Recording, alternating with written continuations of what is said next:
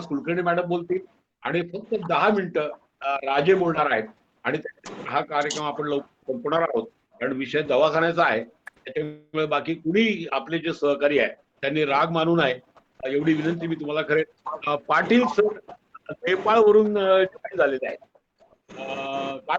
Patil sir नमस्कार. नमस्कार नमस्कार ऑल ऑफ यू. तुम्ही आलात या कार्यक्रमाला.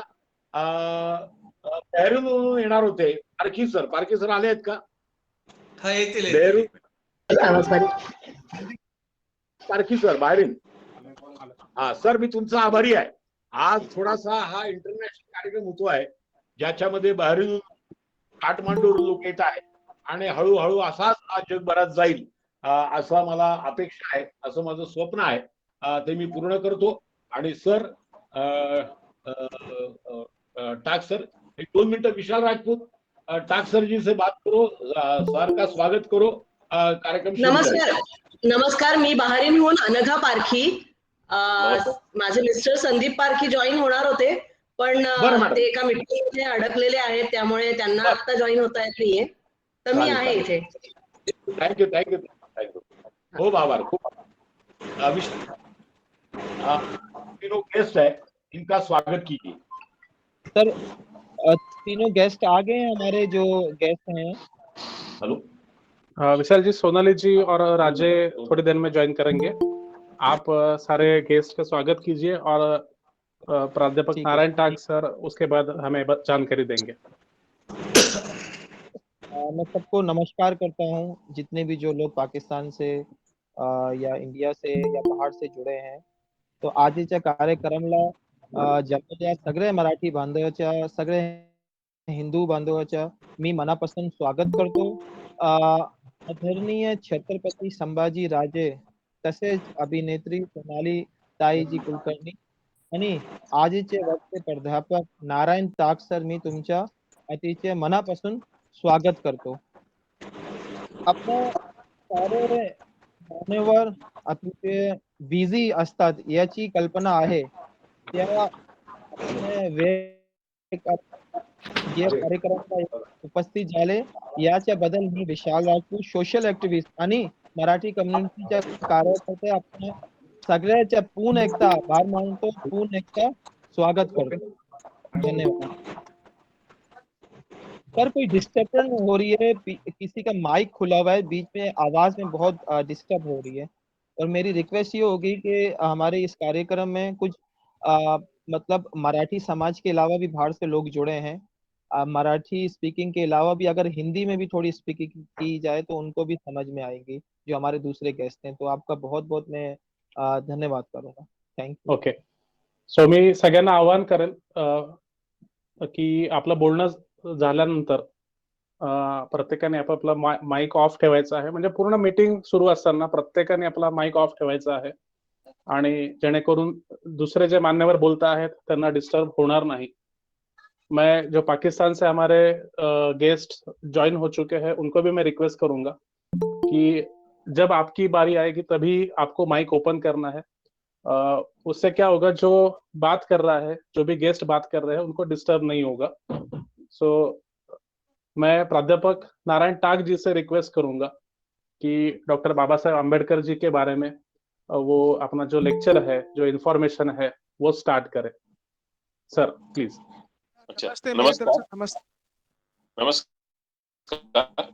आवाज येतोय ऐकायला सगळं? हो सर, येतोय. हा, नमस्कार. मी पहिल्यांदा जे सर्व पुराणी कुटुंब आहे ज्यांनी हे सगळं घडवून आणलेलं आहे, म्हणजे स्वप्ना स्टडीचं सगळं काम करतायत ते सर्व कार्यकर्ते जे जॉईन झालेले आहेत बाहेरून, त्या सगळ्यांचे मी पहिल्यांदा स्वागत करतो आणि कौतुक करतो खरं म्हणजे की हा एक फार विशेष उपक्रम आपण राबवत आहोत. आपण बाबासाहेब आंबेडकरांच्या या महामानवाचे आज आपण ही साजरा जो कार्यक्रम करत आहोत. खरं तर डॉक्टर बाबासाहेब आंबेडकरांचं जर व्यक्तिमत्व जर आपण असं बघितलं तर ते युनिव्हर्सल आहे. त्यांचे जे विचार आहेत ते जागतिक लेवलचे आहेत आणि कायमस्वरूपी टिकाऊ स्वरूपाचे आहेत. ते काय तात्कालीन स्वरूपाचे किंवा त्या प्रासंगिक होते असं नाहीये, ते स्वरूपाचे आहेत. हॅलो, माझा आवाज येतो ना ऐकायला? आवाज ऐकायला येतो? म्हणून मी पहिल्यांदा सगळ्यांना धन्यवाद देतो आणि मी पहिल्यांदा काय मांडणार आहोत बाबासाहेब आंबेडकर सगळ्यात विशेष काय बाबासाहेब आंबेडकरांचं तर ते मराठी माणूस आहे, मराठी व्यक्ती आहे. म्हणजे महाराष्ट्रामध्ये मराठीचा सर्व जगभर खरं तर अभ्यास केला तो, म्हणून आपल्याला सगळ्यांना सगळ्यांच्या दृष्टीने अत्यंत अभिमानाची अशी गोष्ट आहे. आणि पहिल्यांदा म्हणजे मी स्वप्ना स्टडीज आणि सगळ्या या पौराणिक कुटुंबाचे का कौतुक करतो खरं म्हणजे बघा ना, एक विशेष काय माहिती का की मराठी भाषा शिकवण्यासाठी मराठी संस्कृतीची देवाणघेवाण करण्याच्या उद्देशाने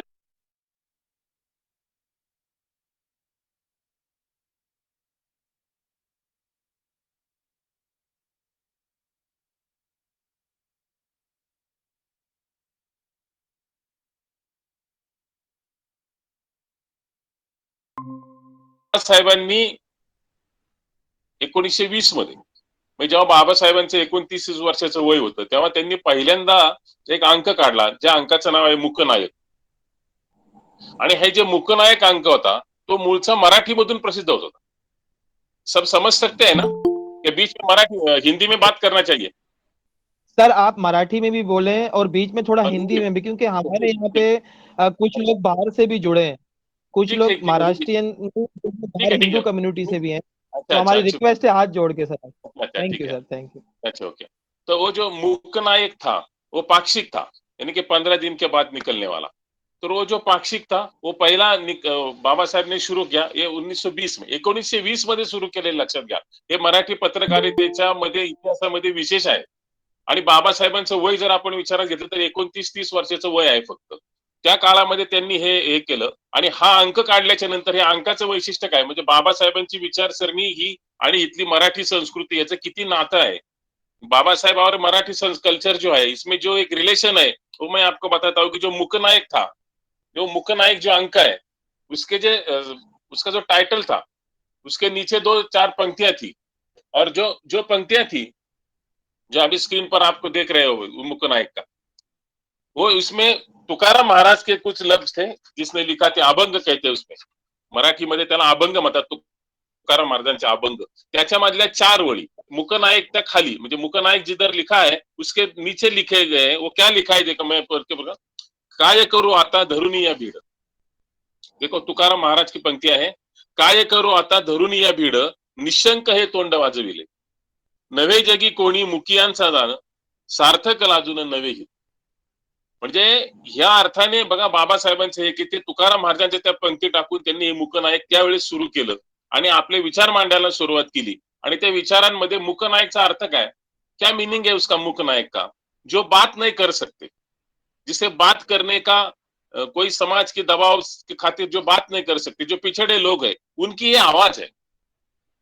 इसका जो टाइटल है इसका मीनिंग है ये कि ये आवाज है पिछड़े लोगों की और अब ये बात कर सकते हैं, इसीलिए बोले कि मूकनायक, जो बात नहीं कर सकते उनका नायक, ऐसा इसका मीनिंग है.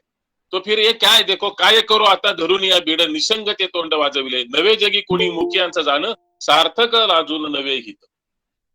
हे जे तुकाराम महाराजांचं जे पंक्ती लिहिलेले आहेत खूप महत्वाचे आहेत, लक्षात घ्या. याच्यामध्ये खूप अर्थ आहे. म्हणजे बाबासाहेबांना सुरुवातीला काय म्हणायचं होतं हे त्यातून आपल्याला दिसून येतं. हा सगळा अंक चालवत असताना, हे सगळं करत असताना बाबासाहेबांना उच्च शिक्षणासाठी परदेशामध्ये जावं लागलं. परिणाम असा झाला की बाबासाहेब दुसऱ्या व्यक्तीच्याकडे त्यांनी त्याची जबाबदारी दिली आणि ते परदेशामध्ये निघून गेले, शिक्षणासाठी निघून गेले. अंक सुरू होता पण त्या काळामध्ये हा अंक चालवणं अत्यंत अवघड गोष्ट होती. मी मीडिया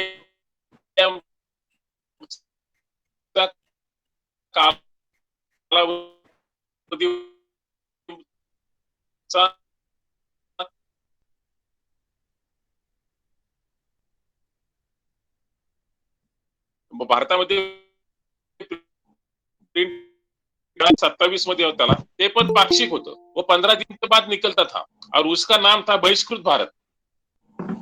जो बहिष्कृत भारत की जो भूमिका है, जो दूसरा अंक वो निकलते थे नियत का पाक्षिक, उसकी जो भूमिका है इंडियन, ये जो लड़ाई थी उनकी इसमें बहुत बड़ा इसका कंट्रीब्यूशन है।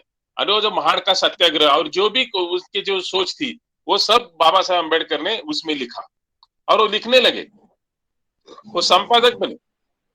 इसके देखो इसका एक ये जब हम सोचते हैं तो सभी जाति वर्गों के लोग इसमें लिखते थे।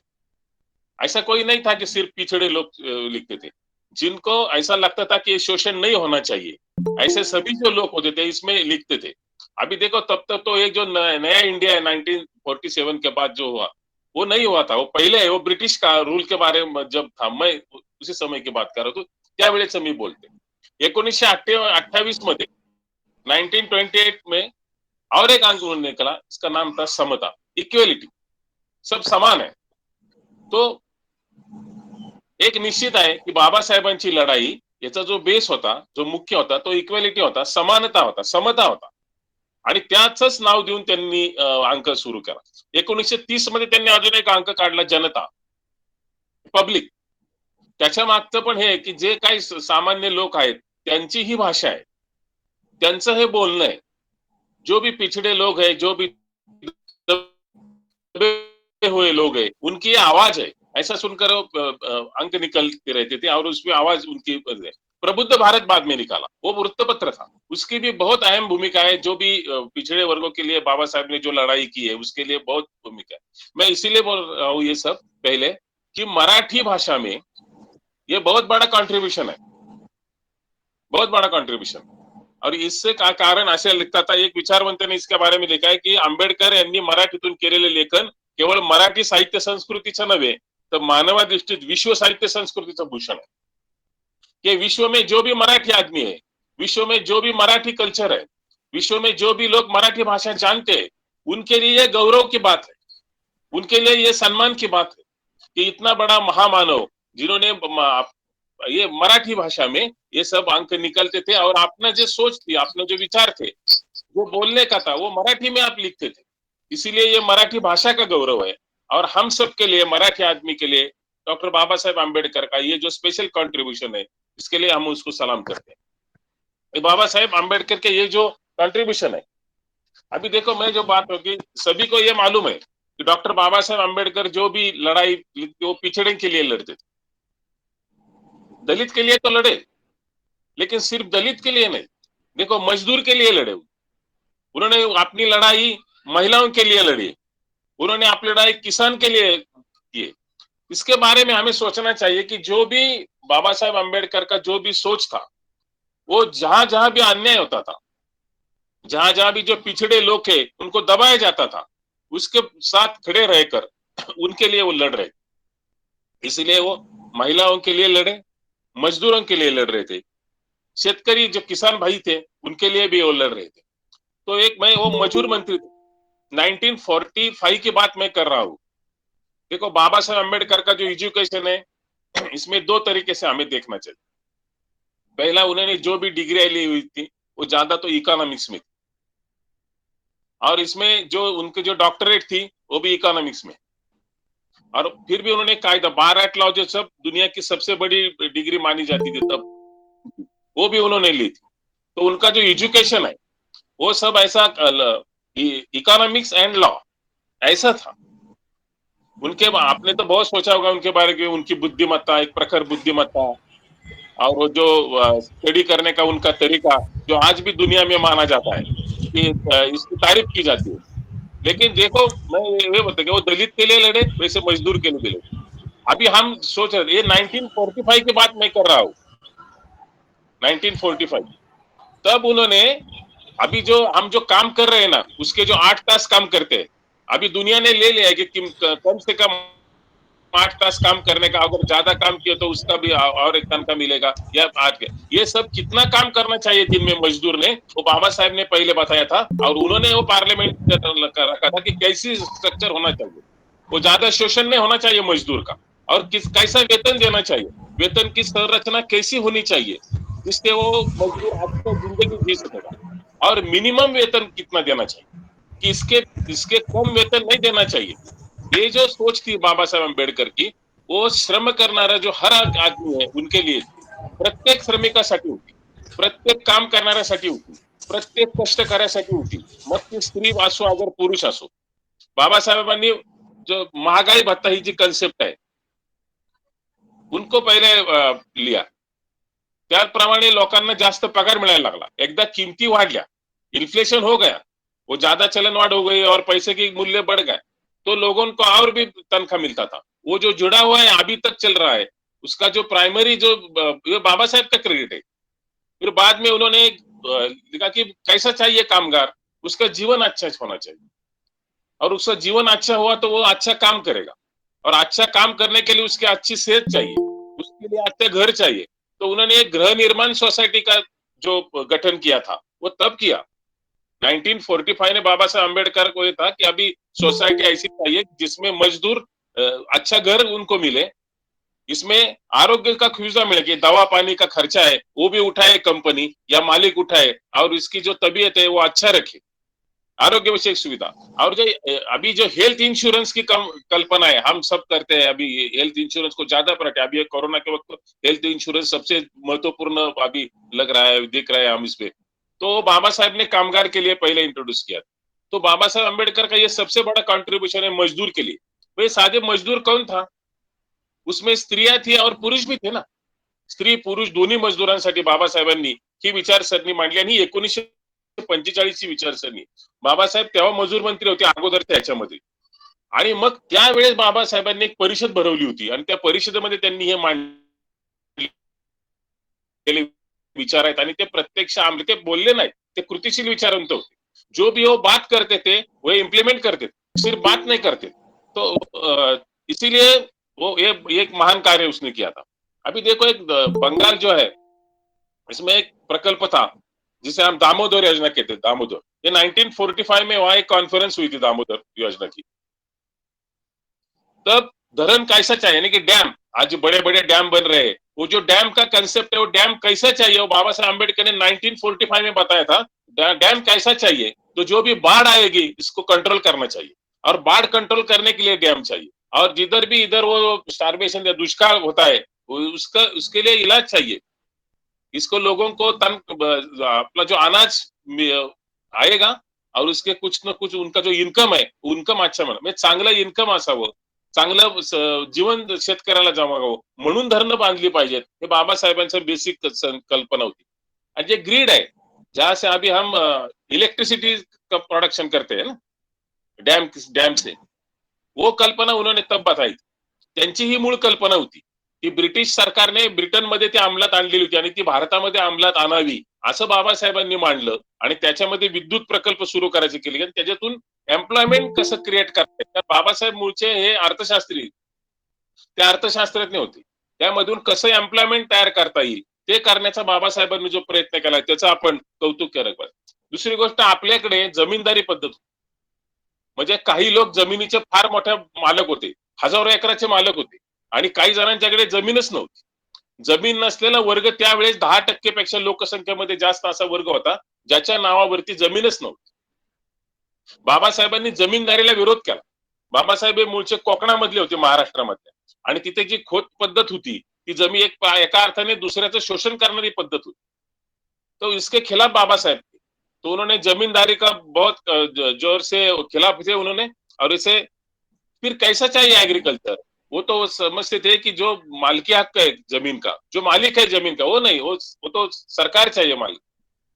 ये पूरा देश का जो सरकार है वो जमीन का मालिक चाहिए, किसी को ज्यादा जमीन किसी को छोटा जमीन, ये वो मानते नहीं थे. ऐसा इम्प्लीमेंट नहीं हुआ. फिर भी वो उनका जो सोच था, जो एक अर्थशास्त्री के नाते जो बाबा साहेब बोल रहे थे वो वही था कि गवर्नमेंट का जमीन होगा पूरा और लोग उस पर काम करेंगे. ये जो सोच है उनका, यानी कि फिर भी वो जो कंट्रोल करने का था, क्या देखो जहाँ वहां के जो लोग, जो बड़े लोग थे वो ज्यादा से प्राइसेस बढ़ाते थे, कीमती वस्तु का कीमती बढ़ाते थे, तो फिर वो शोषण होता था गरीब का.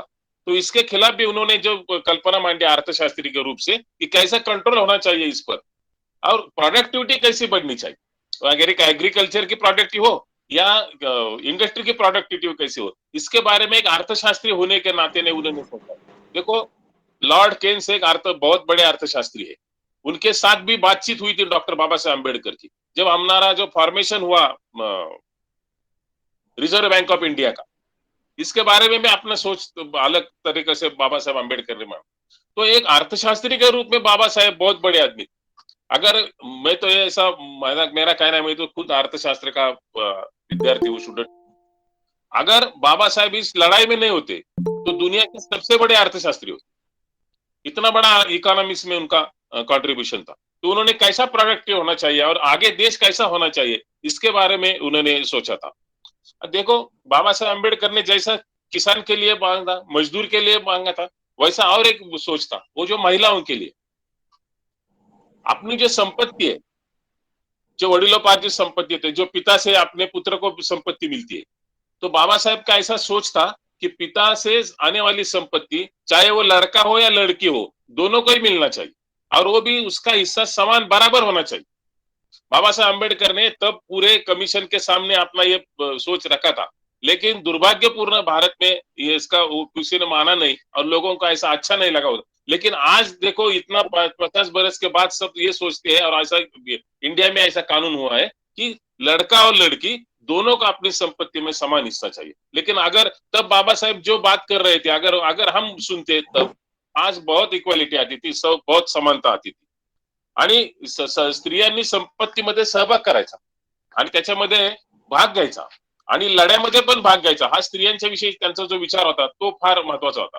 आणि बाबासाहेब एक विचार करत होते, इसके पीछे क्या होना चाहिए, वो शिक्षा नीति को ज्यादा मानते। त्यांचं एक वाक्य आहे, शिका, संघटित व्हा, संघर्ष करा। कि पहला तुम पढ़ो, फिर अपना ऑर्गेनाइजेशन बनाओ और फिर लड़ो, अपने हक के लिए लड़ो, चुप मत बैठो। ये जो उनकी सोच थी वो बहुत अलग, एक बहुत भारी थी और वो महिलाओं के लिए, किसान के लिए, मजदूरों के लिए और जो दलितों के लिए, जो कास्ट का जो वर्क क्लास था जो है इंडिया में आज भी, अनटचेबिलिटी चली गई है लेकिन कास्टिज्म अभी तक खत्म नहीं होगा। लेकिन इसके खिलाफ की जो उनकी लड़ाई थी वो, उसमें यही सोच उनका था, उनका अस्पृश्यता का, अनटचेबिलिटी को पूरा विरोध था। और बाबा साहेब सिर्फ लिखते नहीं थे, सिर्फ बात नहीं करते थे, वो लड़ते थे, स्वयं संघर्ष करते थे। देखो, उनकी जो सोच है, शिका, संगठित हुआ, संघर्ष करा। वो खुद पढ़े लिखे थे, यानी किसी तरह फिर संगठन करने का उसने प्रयास किया और संघर्ष किया।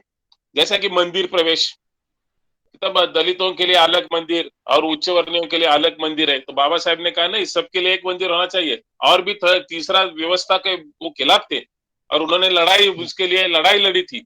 वो बहुत महत्वपूर्ण लड़ाई है कि धर्म का हक कभी सबको समान देना चाहिए। ये जो लड़ाई थी है, उसने बहुत महिलाओं का कॉन्फ्रेंस रखा था। मैं जिस जेजुरी से बात कर रहा हूँ, ये 1932 में इस गांव में बाबा साहब अम्बेडकर ने महिलाओं की एक परिषद ली थी, एक महिलाओं के लिए एक मीटिंग की थी और बताया था कि कैसा लड़ना चाहिए, कैसा इक्वलिटी के लिए क्या करना चाहिए। वो एक बहुत हिस्टोरिकल प्लेस है जहां से मैं बोल रहा हूँ। और एक सोच बाबा साहेब की, जो मैं एक अर्थशास्त्री का स्टूडेंट होने के नाते मुझे बहुत अच्छा लगता है। वो तब 1927 में वो ऐसा बता रहे थे कि फैमिली प्लानिंग चाहिए। वो जो ज्यादा बच्चे होते हैं उन्हें से देश की लोक संख्या बढ़ जाएगी और जो देश की लोक संख्या बढ़ जाएगी, इसका ये परिणाम होगा कि हम इकोनॉमिकली बैकवर्ड रहेंगे। अगर हमको इकोनॉमिकली आगे जाना है तो पहले आपकी जो पॉपुलेशन है इस पर कंट्रोल होना चाहिए, फैमिली प्लानिंग होना चाहिए। ये बताने वाले बाबा साहब कितना दूरदृष्टि वाले थे और देश के लिए, समाज के लिए और पूरी दुनिया के लिए उनके विचार है। बाबा साहब को मानने वाले सिर्फ भारत में लोग नहीं है, दुनिया में मानने वाले लोग, दुनिया में लोग मानते हैं, दुनिया में उसके सोच का आदर करते हैं। और जो भी दुनिया में डेवलपमेंट हुई है, इसमें बाबा साहेब का भी बहुत बड़ा रोल है। डॉक्टर बाबा साहेब अम्बेडकर का अभी सोच रहे थे, ये जो अलग अलग उनके पहलू है, जो लड़ाई उन्होंने दलितों के लिए लड़ी, वो लड़ाई इक्वेलिटी की थी, समानता की थी। उनको वो मानते थे कि सब आदमी समान होना चाहिए, सबका जो वैल्यू है वो समान होना चाहिए। जब क्या है, देखो भारत में जब इंडिपेंडेंट इंडिया में जब इलेक्शन थी पहली, तो क्या हुआ उस इलेक्शन में, एक व्यक्ति को एक मत मिला। स्त्री को, औरत हो तो भी एक मत, पुरुष हो तो भी एक मत, अमीर को एक मत, गरीब हो तो एक मत, वो झोपड़े में रहने वाला उसे भी एक मत। दुनिया में ये पहली इलेक्शन थी कि सबको पहले दिन ही अपना वोट देने का अधिकार मिला। देखो हम अमेरिका को बहुत आगे गए ऐसे सोचो, अमेरिका में पहले महिलाओं को अधिकार नहीं था, और इस देश में भी कुछ लोग बोलते थे कि अगर वोटिंग का अधिकार देना है तो महिलाओं को मत दे दो। कुछ लोगों का बोलना था कि जो अमीर लोग हैं सिर्फ वो वोटिंग करेंगे, गरीब क्या समझता है, वो कैसा राज चलाएंगे, उसको वोट देने का नहीं अधिकार चाहिए। लेकिन ऐसा नहीं हुआ। बाबा साहेब अम्बेडकर संविधान को जो ड्राफ्टिंग कमेटी थी उसके चेयरमैन थे, और वो वही आग्रह था उनका कि वो झोपड़ी में आदमी हो, अगर वो अमीर हो, एक साथ है, उनको एक ही वोट देने का अधिकार है। देखो अभी हमें एक और भी करना है, बाबा साहेब अम्बेडकर के हम अभी उनके जो उनके बारे में सोच रहे हो, उनको अभिवादन कर रहे हो, तो अभी तक एक व्यक्ति को एक मत मिला है लेकिन समान क्रेडिट नहीं मिला। तो सोसाइटी में अब सबकी जो इज्जत है वो समान होनी चाहिए। बाबा साहेब को यही अपेक्षा थी उसमें, इसीलिए ये जो डेमोक्रेसी में मिला हमारा जो अधिकार है उसे बहुत ही है, और ये दुनिया में ऐसा अधिकार मिला है जो पहले दिन मिला है, पहले दिन मिलने वाला ये अधिकार है, इसलिए उनकी प्रशंसा करनी चाहिए। स्त्री पुरुष समानता वो मानते थे। देखो मैं इधर से भाषण कर रहा हूँ, मुक्त में बोल रहा हूँ, अभी जो भारत का संविधान था इसके ड्राफ्टिंग कमेटी के चेयरमैन बाबा साहेब थे, और उन्होंने दुनिया के 150 से ज्यादा जो कॉन्स्टिट्यूशन थे उनका स्टडी किया था, और दुनिया में जिस देश के कॉन्स्टिट्यूशन में जो भी कोई अच्छा है उसके बारे में उन्होंने सोचा था, और ये सब सोचने के बाद जो इंडियन कॉन्स्टिट्यूशन बन गई है वो सब दुनिया उसका इज्जत करता है। एक कानून का राज, एक कानून का शासन निर्माण किया है, 125 से ज्यादा करोड़ लोग शांतता प्रिय से यहाँ रहते हैं, ये भाषण स्वातंत्र मिला है।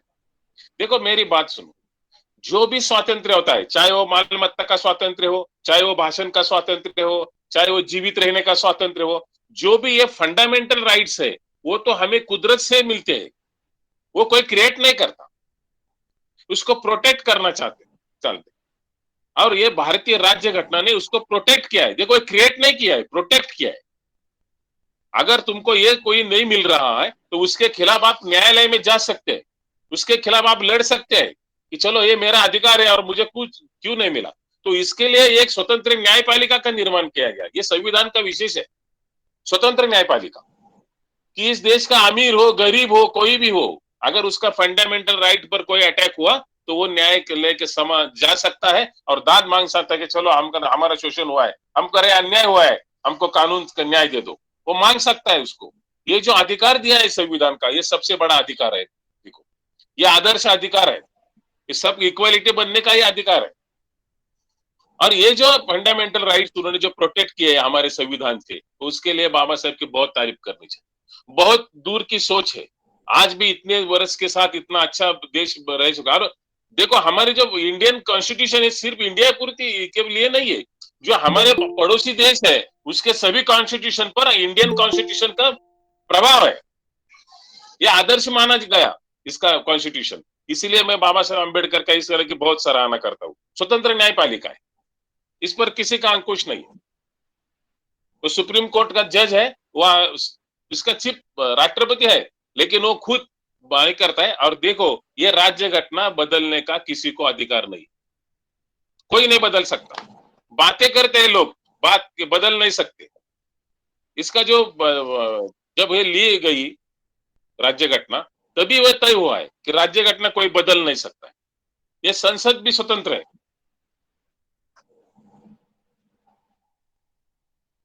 संसद भी स्वतंत्र है, न्यायपालिका भी स्वतंत्र है। हमेशा चलता है कि कौन श्रेष्ठ है, संसद बड़ा है या न्यायपालिका बड़ी है, लेकिन इसका जवाब किसी के पास नहीं है, कोई किसी से बड़ा नहीं है, ये इक्वल है। और यही जो बाबा साहेब अम्बेडकर की सोच थी, बहुत आगे थी। देखो भारत का ये संविधान इतना बड़ा है जो बाबा साहेब की सोच से निकला है, इस देश में कभी ही तानाशाही नहीं आ सकती, इस देश में कभी लश्करशाही नहीं आ सकती। लश्कर के तीनों प्रमुख है, वो कोई चिप नहीं हो सकता इस देश का, कोई भी नहीं बन सकता इसका। हेलो, आवाज येतोय ना?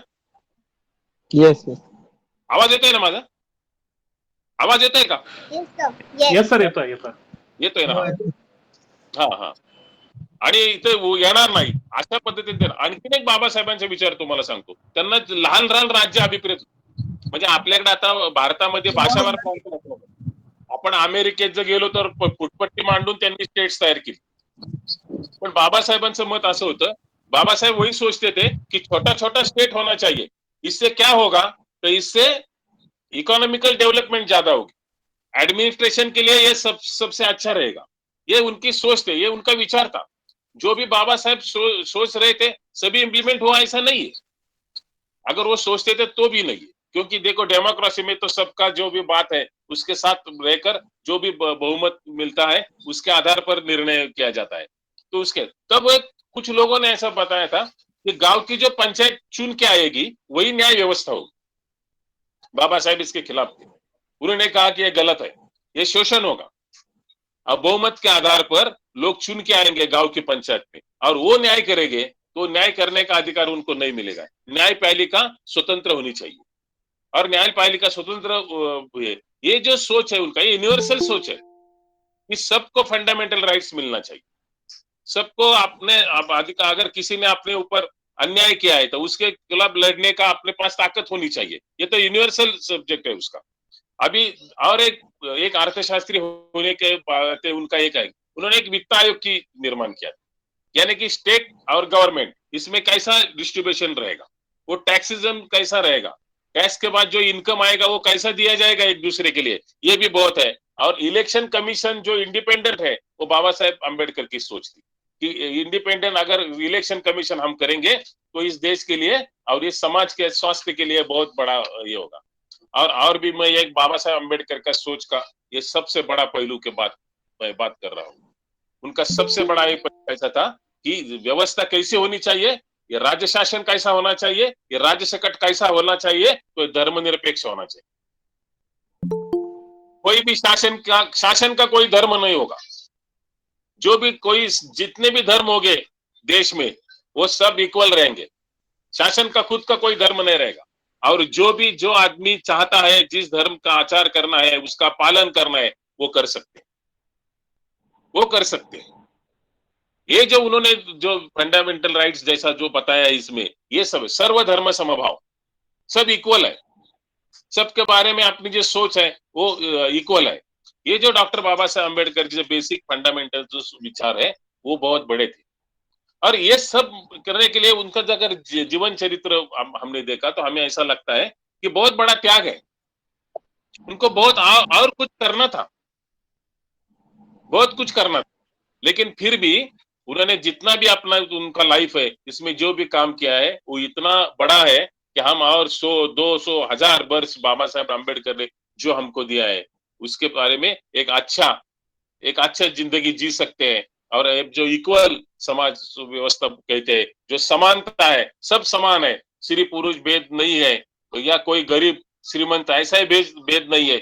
ऐसा एक अच्छा समाज जिसका सामाजिक स्वास्थ्य अच्छा होगा और जो लोग दुनिया में सब लोग आनंदित रहेंगे, ऐसा जो उन्होंने सोचा है वो बहुत अच्छा था। इसलिए मैं आपका सबका आवाज येतोय ना, कैलकुलेशन करणार आहे मी आता। हाँ हाँ हाँ, अभी देखो बाबा साहेब अम्बेडकर का ये जो सोच है, जो अभी आधा घंटा मुझे मिला था, मैंने तो आधा घंटा का भाषण किया इसीलिए जो आपने दिया था वक्त उसमें। और ये जो बाबा साहेब अम्बेडकर को मैं नमन करता हूँ, इतने बड़े महापुरुष, और मैं कह रहा हूँ कि बाबा साहेब अम्बेडकर मराठी थे और महाराष्ट्र के लिए, मराठी भाषा के लिए और हमारे मराठी संस्कृति के लिए ये गौरवशाली और भाग्यशाली की बात है। आप सब लोग जुड़े और मैं जो बात कर रहा हूँ तो आपने सुना, इसलिए मैं आपको धन्यवाद दे रहा हूँ। और अभी बहरीन से आए हुए लोग हैं, नेपाल से आए हुए लोग हैं, पाकिस्तान से जुड़े हुए लोग हैं, कोई दुबई में से भी जुड़े हुए होंगे, भारत के लोग हैं, मैं सबका आभार व्यक्त करता हूँ। और आप सबको एक शुभकामना देता हूँ कि ऐसे कोरोना के काल में अपने घर में थोड़ा सा बच के रहे और आपका स्वास्थ्य अच्छा रहे। नमस्कार sir, thank you Narayan sir, आपका बहुत अच्छा आपने बताया, बहुत अच्छा लगा बाबा साहब के बारे में, और आपने इतनी अच्छी स्पीच दी हमारे लोगों के लिए। विशाल जी, जी सोनाली ताई कुलकर्णी ज्वाइन हुए हैं। ताई नमस्कार। हमारे विशाल जी, हमारे यहाँ से ताई कुछ स्वागत करो। हमारे गेस्ट और हैं। आपके पाकिस्तान से एमपीए मंगला ताई शर्मा भी जी। है और कुछ लोग ज्वाइन हुए, उनके जी, नाम लो उनका स्वागत करो। बाद में कृतिका पुराणिक मैडम जी का परिचय कर देंगी, सोनाली कुलकर्णी मैडम के बारे में बताएगी, बाद में मैडम बात करेंगे।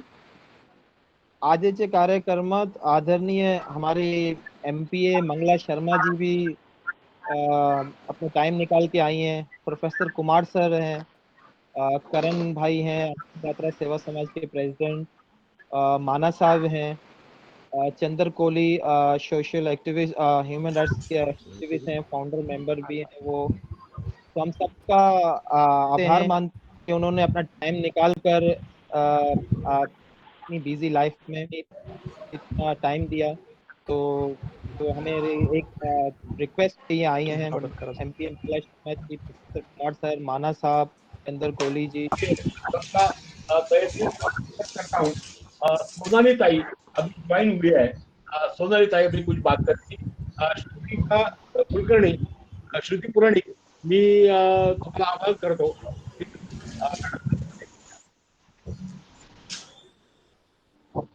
नमस्कार. आवाज येतो माझा? हो येतोय. नमस्कार, मी श्रुती पुराणिक.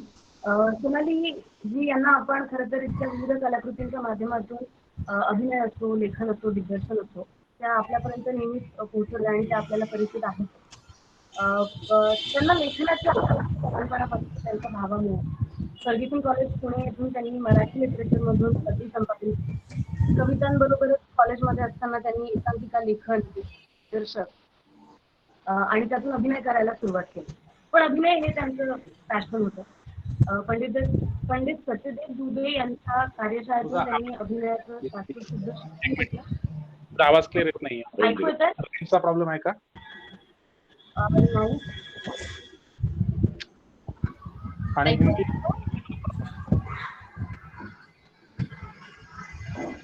हेलो.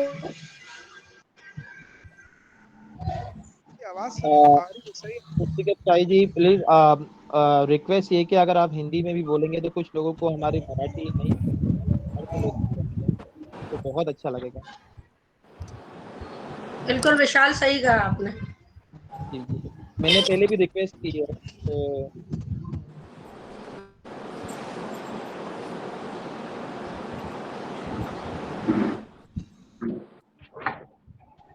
मेरी आवाज ही नहीं आवाज ही नहीं। आजचे कार्यक्रम में आदरणीय सोनाली कुलकर्णी ताई जी,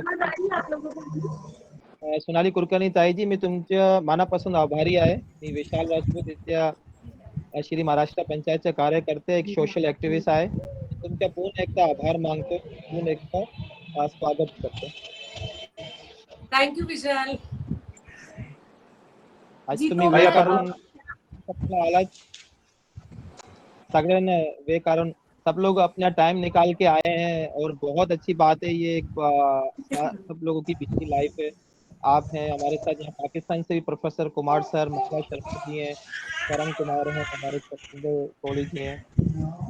आप सर, आपके बात करने के बाद हमें हमारे जो गेस्ट हैं हमें उनको जब तक श्रुति आती है विशाल, जब तक श्रुति आती है, मैं सबको नमस्ते कहना चाहूंगी। बड़ा अच्छा लग रहा है आप सब लोगों से मिलके। जब पुराणिक सर ने मुझे बताया था इस पूरे माहौल के बारे में, आपकी जो कोशिश चल रही है मराठी सीखने की, उसके बारे में उन्होंने बताया था, तो मुझे बड़ा अच्छा लगा था।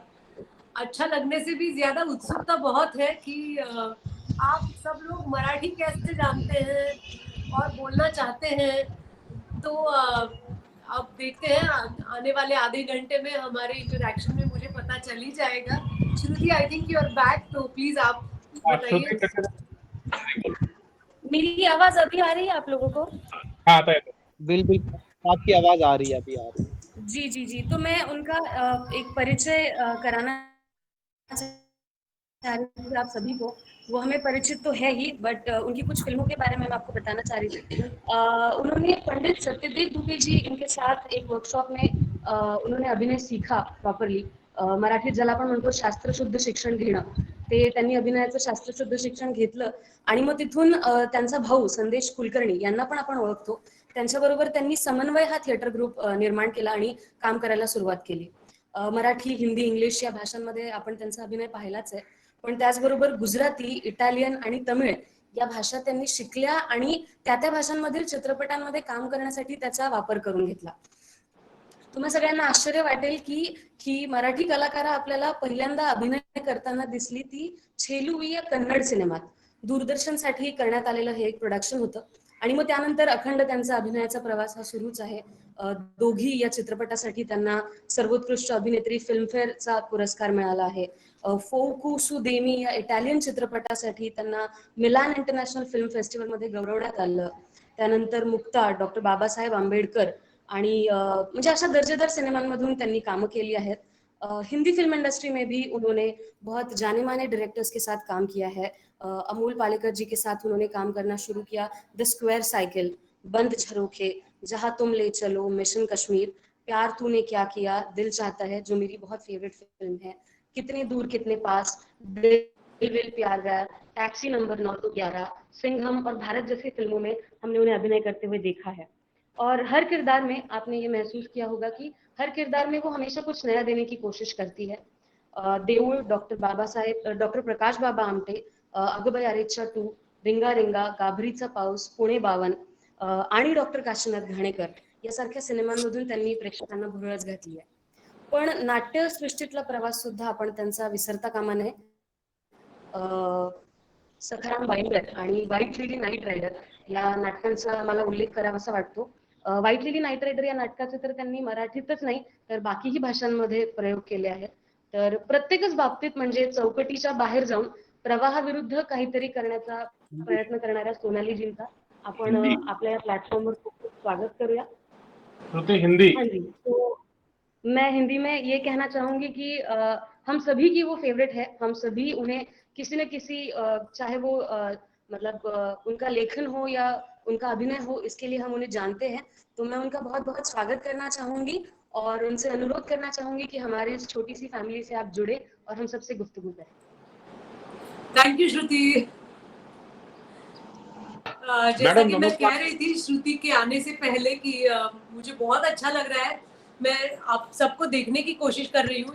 इन छोटे छोटे विंडोज में मुझे थोड़े लोग दिखाई दे रहे हैं और मैं पता करने की कोशिश कर रही हूँ कि कौन ज्वाइन हो रहा है हमें. और आपके मुल्क से, आपके इमोशंस से मैं कैसे जुड़ सकती हूँ, मुझे बड़ी क्यूरियोसिटी है. आपको मेरी आवाज आ रही है? बिल्कुल मैम, क्लियर आ रही है. अच्छा, तो मैं विशाल में पार्टिसिपेंट्स को देख नहीं पाऊंगी. हेलो, विशाल में आपकी आवाज पार्टिसिपेंट्स को देख पाऊंगी या नहीं? नहीं मैम, पार्टिसिपेंट को आप नहीं देख पाएंगी. 2-3 लोगों को सिर्फ आप देख सकती हैं प्लीज. अच्छा. आप पार्टिसिपेंट बहुत सारे हैं. आपका आवाज सुन सकते हैं. आप जो बोल रहे हैं आप प्लीज बोले थोड़ी. हमारे और भी गेस्ट आए हुए हैं हमारे साथ. एमपीए मंगला शर्मा जो हमारी हैं वो भी जुड़ी हुई हैं हमारे पाकिस्तान. मंगला जी. हमारे यहाँ प्रोफेसर नमस्ते कुमार कुलकर्णी जी, आप कैसी हैं? प्रोफेसर कुमार सर हैं, वो भी जुड़े हैं. हमारे क्या नाम है, अंतिम यात्रा सेवा समाज से मनोदरा हैं, जो गरीब हिंदू लोगों के लिए भी बहुत वर्क करते हैं सबके लिए. और चंदर कोहली हैं इंडियन से, वो भी जुड़े हुए हैं. माना साहब हैं, वो भी जुड़े हुए हैं. आपको सुन सकते हैं. तो आपका वेट कर रहे हैं. आपकी जो बातचीत खत्म होगी तो हम उनको जरा मौका देंगे बातचीत. मैं कम से कम बात करने की कोशिश करूंगी ताकि बाकी सारे उपस्थित मेहमान भी बात कर पाए. लेकिन दोस्तों, मुझे ये समझ में आया था कि डॉक्टर बाबा साहेब अम्बेडकर की जयंती थी. इस वजह से हम लोग इकट्ठा हुए हैं और मेरे पास उस व्यक्तित्व के बारे में कहने के लिए बहुत कुछ है, क्योंकि बाबा साहेब अम्बेडकर के बारे में एक उनके चरित्र पे आधारित एक फिल्म आई थी डॉक्टर बाबा साहेब अम्बेडकर नाम की, जिसे निर्देशित किया था मेरे बहुत पसंदीदा director, one of my mentors, doctor Jabbar Patel साहब ने. मैंने डॉक्टर जब्बार पटेल साहब के साथ 2 फिल्में की. एक का नाम था मुक्ता, जो कि एक मराठी फिल्म थी, और बाबा साहेब अम्बेडकर ये जो फिल्म थी वो बाइलिंगुअल थी. वो मराठी भी थी और अंग्रेजी भी थी. उसमें मैंने बाबा साहेब अम्बेडकर की प्रथम पत्नी रमाबाई अम्बेडकर का काम किया था. तर माझ्या आयुष्यात रमाबाईंची भूमिका आल्यामुळे मी असं म्हणू शकते की माझं आयुष्य बदलून गेलं, कारण मी एक लहान मुलगी होते, मैं कॉलेज में सीख रही थी जब मुझे ये रोल मिला था. मैं मुंबई में, thank you, someone is saying Ramabai's role was very good, sorry I miss the name, लेकिन मैं आपके मैसेजेस बाद में पढ़ूंगी या तो श्रुति मुझे मदद करेगी मैसेजेस बताने में. मैं अभी आपसे बात करती हूँ. तो ये भूमिका जब मुझे मिली थी तो मैं कॉलेज में थी और मैं पुणे नाम का एक शहर है जो मुंबई के बहुत करीब है, 160 किलोमीटर अवे है, और मैं पूना से हूँ. मेरा स्कूलिंग और कॉलेज पूना में हुआ था. मैं फर्ग्यूसन कॉलेज की स्टूडेंट हूँ और मैंने स्पेशलाइज किया था पॉलिटिकल साइंस में. पॉलिटिकल साइंस में मैंने ग्रेजुएशन किया, लेकिन मैं कह सकती हूँ कि जितना मैंने कॉलेज में पढ़ा नहीं, उतना मैंने सीखा डॉक्टर जब्बार पटेल के साथ मुक्ता में और डॉक्टर बाबा साहेब अम्बेडकर में. मैंने जब ये एक तो मैं बीच में मेरा खुद का पॉइंट रोक के मैं आपको बताना चाहूंगी कि दोस्तों, हम कोरोना के समय से गुजर रहे हैं. इसी वजह से हम लोग ये डिस्टेंट चैट कर रहे हैं. आप अपना ख्याल रखिए. आपको कितना भी महसूस हो, बोरियत हो कि क्यों मास्क पहनना है, क्यों सैनिटाइजर इस्तेमाल करना है, ये सवाल पूछने का ये वक्त नहीं है. अगर आपको आपकी जान प्यारी है, अपने परिवार और करीबी लोगों की जान प्यारी है, तो आप प्लीज अपना ख्याल रखिए. मास्क पहने रहिए, सैनिटाइजर का इस्तेमाल करिए और सोशल डिस्टेंस का ख्याल रखिए. क्योंकि कभी कभी लगता है कि मैं बहुत स्ट्रांग हूँ, मैं बहुत पावरफुल हूँ, क्या होता है एक बार बाहर जाने से. ऐसा मत सोचिए. बहुत सारे लोग उनकी जान गंवा रहे हैं. जरूरी है कि आप अपना ख्याल रखें ताकि आने वाला कल हम देख पाए. अगर हम जिंदा ही नहीं है तो आने वाले कल में दुनिया अच्छी हो बुरी हो हमें क्या फर्क पड़ता है. अगर हमें कुछ फर्क लाना है तो हमें जिंदा रहना बहुत जरूरी है. इसलिए अपना ख्याल रखिए. आज के टॉपिक के बारे में बात करने से पहले आपको याद दिला दूं कि मेरी एक फिल्म है पेन्शन नाम की, मराठी फिल्म आहे, त्याचं नाव आहे पेन्शन. ती इरॉस नाववर रिलीज झाली आहे आणि तुम्ही इरॉस नाव या प्लॅटफॉर्मवर नक्की पेन्शन सिनेमा बघू शकता. तो मराठी सिनेमा आहे. त्याचा दिग्दर्शक आहे पुंडलिक धुमाळ आणि त्याचे प्रोड्युसर आहेत सॅवी गोयल सर. त्याचबरोबर मी एक क्राईम पेट्रोल नावाचा शो करतेय. तो सोनीवर येतो रात्री 11 वाजता, म्हणजे इंडियन स्टँडर्ड टाइम नुसार रात्री 11 वाजता येतो. तो आता याच महिन्यात सुरू झालाय. तुम्हाला वेळ मिळाला तर तुम्ही नक्की बघा. तर कमिंग बॅक टू आपल्या गप्पा, मला असं वाटतं की मी खूप सिटी ओरिएंटेड मुलगी होते. सॉरी, ये किस्सा मैं मैसेज पढ़ नहीं पा रही हूँ. सॉरी, मैं मैसेजेस बाद में पढ़ती हूँ. श्रुति, अगर तुम्हें दिखते हैं मैसेजेस तो तुम बताना मुझे. विशाल, या तो आप बताइए. तो मैम बिल्कुल आप अपनी चीज करें, मैसेजेस को इग्नोर करें. अभी मैसेजेस आप नहीं पढ़े. आपकी बात इम्पोर्टेंट है क्योंकि हमारे और भी गेस्ट हैं. मुझे खुद भी हॉस्पिटल कहीं जाना है, तो इसलिए मैं थोड़ा आपका वेट कर रहा हूँ. Thank you. तो मैं एक सिटी में पली बड़ी लड़की हूँ, तो मुझे अंदाजा नहीं था कि गए जमाने में लोग कैसा गुजारा करते थे, उनकी सोच क्या थी.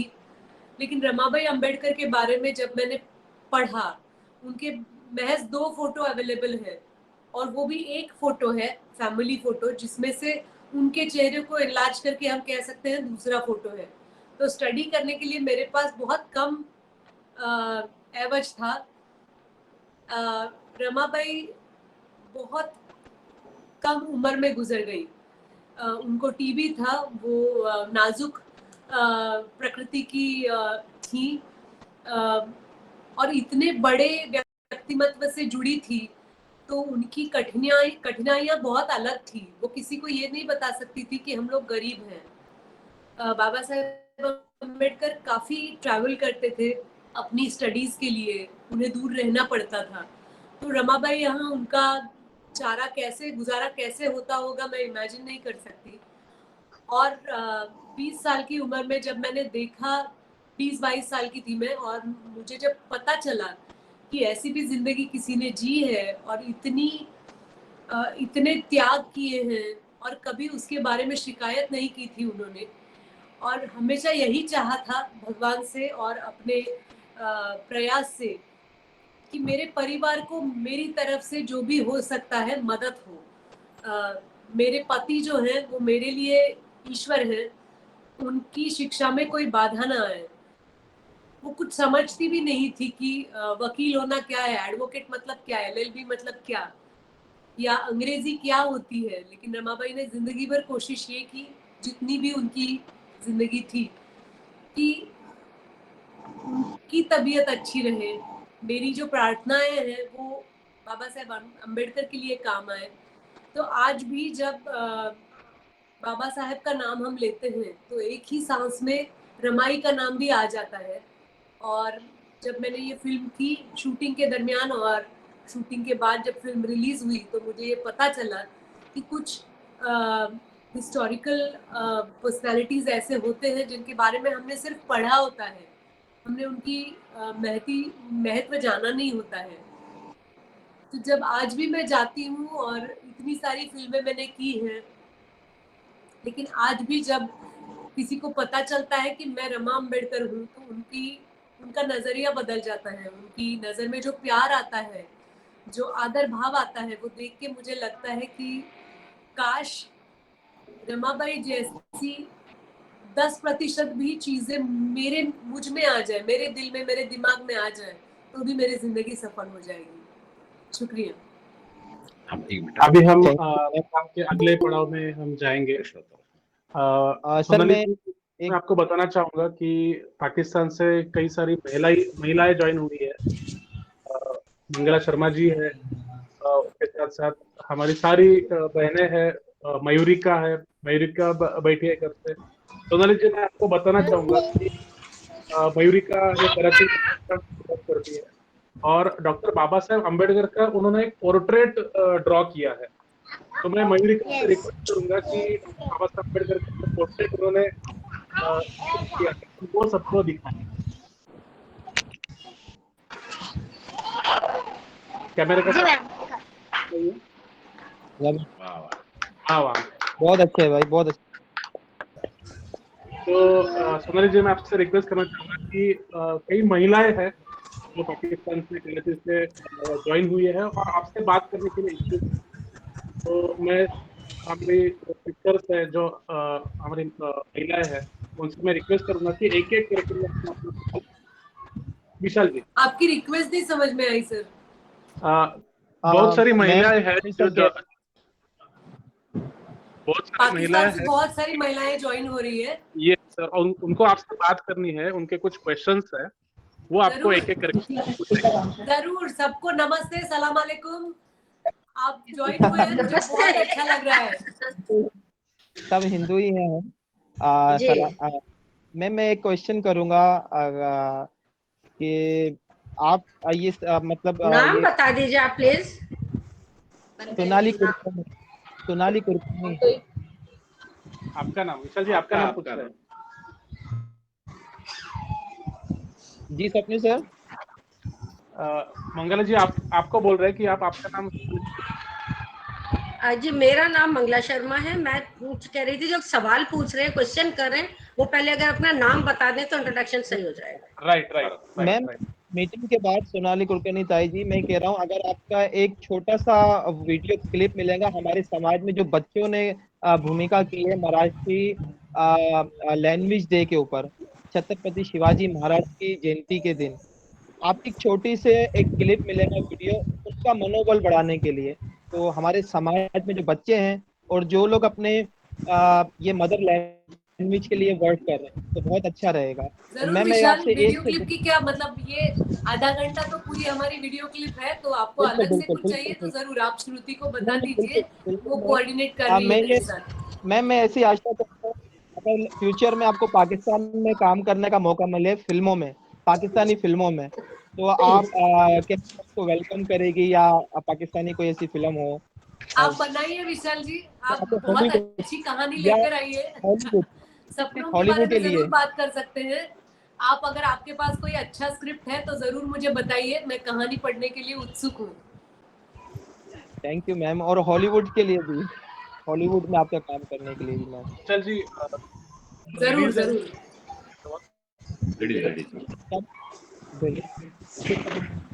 लीला जी, लीला मैम, लीला प्रकाश जी नमस्कार। कुछ कहना चाह रही है? नमस्कार सोनाली जी, नमस्कार. कशी आहे तुम्ही? मी फार छान आहे. तुम्ही काय म्हणता?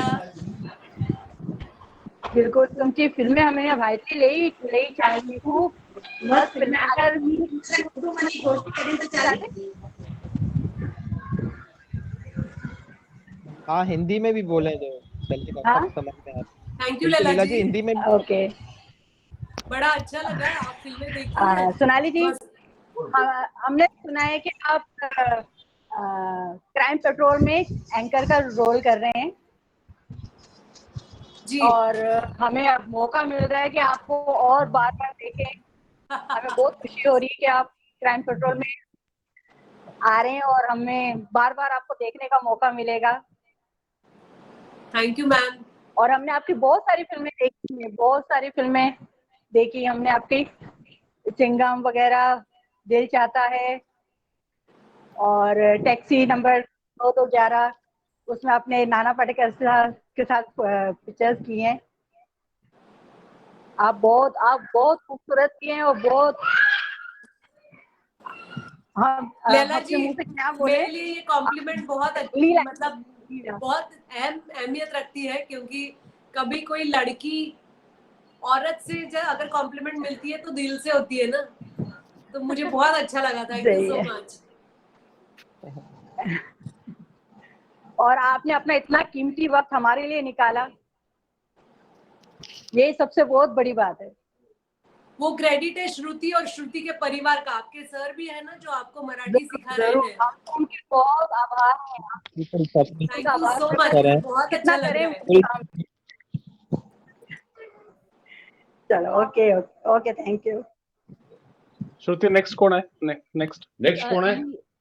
और एक सेकंड. मैं क्राइम पेट्रोल में भी फेवरेट है, मैं रोज देखता हूँ. Thanks a lot. बहुत अच्छा लगेगा. बिल्कुल, मैंने आपकी बहुत पब्लिसिटी की अपने स्टेटस पे, फेसबुक पे, अपने समाज में, अपने लोगों के साथ. क्राइम पेट्रोल में आप एंकरिंग करने वाली हैं. मैंने अपने फ्रेंड सर्कल में, अपने सब जगह, अपने ग्रुप्स में सब लोगों को भेजा है आपका. तो आपकी Thank वेट you. कर रहे हैं. विशाल जी, विशाल जी, मंगला हेमा मैडम जी, को मीटिंग है. हेमा जी बात कर चुकी है और मंगला जी, हेमा जी बात कर चुकी है क्या? नहीं, नमस्ते. नहीं मैडम. नमस्ते. हाँ, हेमा जी. नमस्कार. नमस्कार सोनाली मॅम. नमस्कार हेमा. कसे आहे तुम्ही? मी फार छान आहे. तू कशी आहेस? खूप छान.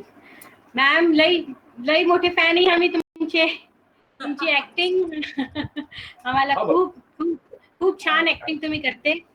तो माझा एक प्रश्न आहे तुमच्याकडून की तुम्ही ना दिल चाहता है मनी ऍक्टिंग जो केली आहे सैफचे संगती आणि डान्स, ते आम्हाला लई खूप खूप छान लागला, लई पसंद आला. तो मैं ये कहना चाहती हूँ आपसे कि जो आपको ये चांस मिला तो उसके लिए आपको क्या, आपके लिए कैसे, आपको जैसे आपने कितना उसके लिए स्ट्रगल या क्या किया आपने जो इतना आपको इतना बड़ा चांस के लिए. जाहिर सी बात है चांस ऐसे मिलना मुश्किल होता है. जी. थैंक यू हेमा आपके सवाल के लिए. लेकिन स्ट्रगल मुझे लगता है हर एक को करना पड़ता है. आप किसी भी प्रोफेशन में हो, आपको स्ट्रगल करना पड़ता है. अगर आप ये कहते हो कि मैं एक पेशेंट हूँ, मुझे हॉस्पिटल में भर्ती किया गया है, तो तबीयत सुधारने के लिए भी कोशिश करनी पड़ती है. वो भी स्ट्रगल होता है. तो मैं कभी अपने स्ट्रगल को बड़ा नहीं मानती हूँ. स्ट्रगल के बाद में जो सीख रही हूँ वो बहुत जरूरी है समझना. तो दिल चाहता है तक पहुंचने के लिए मैंने क्या स्ट्रगल किया वो बात अलग है. लेकिन दिल चाहता है कि अपॉर्चुनिटी मेरे लिए बहुत बड़ी है. वो फिल्म एक माइलस्टोन फिल्म है इंडियन फिल्म इंडस्ट्री की. तो मुझे लगता है मेरे करियर में पूरा एक पूरा टर्न या टर्निंग पॉइंट लाने का श्रेय मैं दिल चाहता है को दूंगी. इतने अच्छे कलाकार थे, इतने अच्छे निर्देशक जो कि यंग थे. फरहान अख्तर बहुत यंग थे और उनकी बहन जोया अख्तर, वो मेरी कास्टिंग डायरेक्टर थी और एक बहुत ही परफेक्ट टीम थी जो काम का भी आनंद उठाए और मजे भी उठाए, क्योंकि ऐसा नहीं था कि बहुत लोग ह्यूमर को लेके सीरियस हो रहे हैं, ऐसा नहीं था। उनका विश्वास ये था कि डिसिप्लिन रहे हमारे काम में, सब लोग मिलजुल के काम करें और लुत्फ उठाएं अपने हार्डवर्क का। तो बहुत अच्छा रहा, क्योंकि मुझे लगता है कि इंडियन फैशन, इंडियन म्यूजिक और स्टोरी टेलिंग सारे एस्पेक्ट्स में दिल चाहता है ने बहुत ऐसे कंट्रीब्यूशन दिया है जिससे पूरा रंग रूप बदल गया फिल्म इंडस्ट्री का। मॅडम मैं खुद को भाग्यवान मानती हूँ कि I am part of that film. Madam, मी सगळ्यांना 1 मिनिट ब्रेक करतो. सगळ्यांचे माईक बंद ठेवा. आदरणीय युवराज,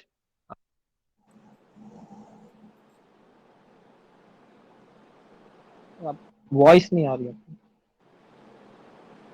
बाबा माईक बंद झाला तुमचा.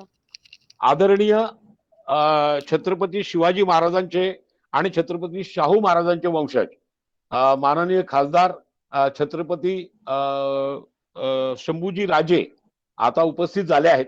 त्यांना एका ठिकाणी मीटिंग आहे, तर ते 5-7 मिनिटं आपल्याशी संवाद साधतील आणि मग त्यांना पुढे जायचं आहे.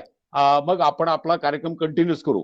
मंगला शर्मा मैडम जी, 1-2 मिनट के लिए महाराज जी को ज्वाइन कर रहे हैं हम.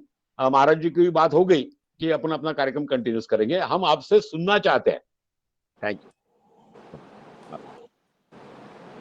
नमस्कार. मी सगळ्यांना ऑडिबल आहे ना? हो. मी कन्फ्युज आहे, मी हिंदी मध्ये बोलू, मराठीत बोलू, इंग्लिश मध्ये बोलू, पण कार्यक्रम हा मराठी भाषा, मला वाटतं की आपण मराठीत थोडं बोलावं. आणि मी जास्त बोलण्यापेक्षा 1-2 मिनिटं बोलतो आणि कोणाला काही प्रश्न असतील तर त्यांनी विचारत नाही, त्याच्यावर मी निश्चित जेवढा वेळ देता येईल मी प्रयत्न करतो.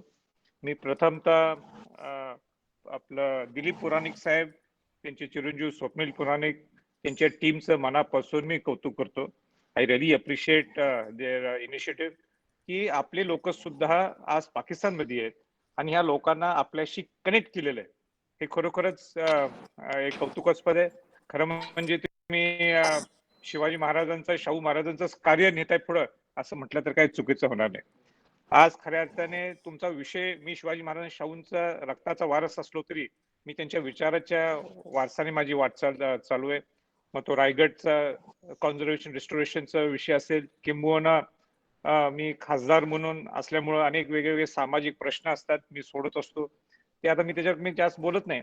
पण आज प्रामुख्याने विषय तुम्ही घेतला की शाहू महाराजांची, शाहू महाराज बाबासाहेब आंबेडकरांची जयंतीच्या निमित्ताने हा कार्यक्रम घेतला. आणि बाबासाहेब आंबेडकर किती मोठे होऊन गेले, कशी त्यांनी कॉन्स्टिट्यूशन लिहिली हे सर्वांना ज्ञात आहे, सगळ्यांना कल्पना आहे. पण प्रामुख्याने मला हे सांगायचं की राजश्री छत्रपती शाहू महाराज जे माझे पंजोबा आहेत, ज्या शाहू महाराजांचे आणि बाबासाहेब आंबेडकरांचे काय संबंध होते, म्हणजे एवढे जिव्हाळ्याचे संबंध होते की त्यांना लंडनला सुद्धा ज्यावेळी बाबासाहेब आंबेडकर शिकायला गेले त्यावेळी बाबासाहेब आंबेडकरांनी पत्र लिहिलं शाहू महाराजांना की माझी आर्थिक परिस्थिती फार बिघडलेली आहे म्हणून थोडे आपण पैसे पाठवून द्या. आणि शाहू महाराजांनी ज्यावेळी मोठ्या मनाने ते पैसे पाठवले, त्यांना एज्युकेशनसाठी, लॉ साठी त्यांनी मदत केली. एका माणगावच्या सभा, एक माणगाव छोटं गाव आहे कोल्हापूर जिल्ह्यामध्ये, त्या माणगावच्या सभेत बाबासाहेब आंबेडकर तिथं आलेत आणि बाबासाहेब आंबेडकरांनी शाहू महाराजांना निमंत्रित केले. शाहू महाराज स्वतः म्हणतात ह्याच्या पुढचं नेतृत्व, देशाचं नेतृत्व हे बाबासाहेब आंबेडकर करणार आहेत आणि बहुजन समाजाचं नेतृत्व हे स्वतः शाहू महाराज नाही करणार, पण ह्याच्या पुढचं बहुजन समाजाचं नेतृत्व हे बाबासाहेब आंबेडकर करणार. बाबासाहेब आंबेडकर एकदा कोल्हापूरला जयंतीला आले होते, त्यावेळी शाहू महाराज नव्हते, त्यांच्या एका जयंतीला आले होते. त्यावेळी स्वतः म्हणतात माझी जयंती ह्याच्या पुढे कोणी साजरी करायची नाही, पण खऱ्या अर्थाने जर जयंती साजरी करायची असेल तर राजश्री छत्रपती शाहू महाराजांची जयंती साजरी करायची. एकच उदाहरण देतो मी आणि मी थांबतो, कारण का I expect lot of people from the Pakistan Marathi people to ask me a few questions. तर मला एक आठवण सांगायची, कशी जुने लोक असतात आणि या महापुरुषांचा आपण आदर्श कसा घेता येतो, ते म्हणजे बहिष्कृत समाजचं अधिवेशन होतं नागपूरला बहिष्कृत समाज. आणि त्या बाबासाहेब आंबेडकरांनी राजश्री छत्रपती शाहू महाराजांना निमंत्रित केलं. शाहू महाराजांनी होकार दिला, पण शाहू महाराजांनी होकार दिल्यानंतर पण शाहू महाराज नंतर त्यांना कळवतात बाबासाहेबांना की I cannot come for the programme because my daughter is not well. त्यांचं नाव राधाबाई राणी साहेब आहे, ज्यांना राधानगरी जे धरण झालं one of the first dams in India, one of the first. तर ते राधानगरी राधाबाई राणी साहेबांच्या नावाने ते आपलं गाव बसलं. तर त्या राधाबाई राणी साहेबांची तब्येत बिघडली, म्हणून शाहू महाराज कळतो my daughter is not well, so I cannot come to Pakistan, I cannot come to Nagpur for the बहिष्कृत समाजचं अधिवेशनला. तर बाबासाहेब आंबेडकरांनी पत्र लिहिलेलं शाहू महाराजांना, तुमच्या कन्या आजारी आहेत, पण इथं जर तुम्ही आला नाही तर हे इतके बहुजन समाजातील लोक ज्या बहिष्कृत समाजाला येणार ते पोरके होतील. तुम्ही एक वडील या नात्याने इथं यावं पाहिजे. मग शाहू महाराज एक छत्रपती या नात्याने, छत्रपती मोठं नाही, Chhatrapati cannot be only for himself, he has to be for the people at large.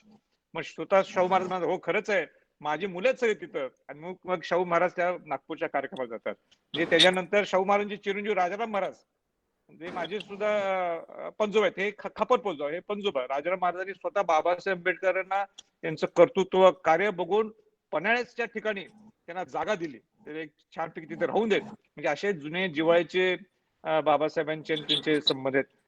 I do a lot of other work also, और जो जितना टाइम मैं समाज को दे सकता हूँ उतना टाइम मैं देता हूँ. और घर के लिए मेरे घर के सबने घर के, my wife my son have sacrificed. Why they have sacrificed? क्योंकि मैं उनको महीने में 4-5 ही दिन देता हूँ. पैलेस में मैं 4-5 दिन ही रहता हूँ, बाकी सब समाज के लिए, सोशल एक्टिविटीज के लिए मेरा टाइम होता है. And I thank again Dilip Puranik, his son Swapnil Puranik, to do a very noble cause.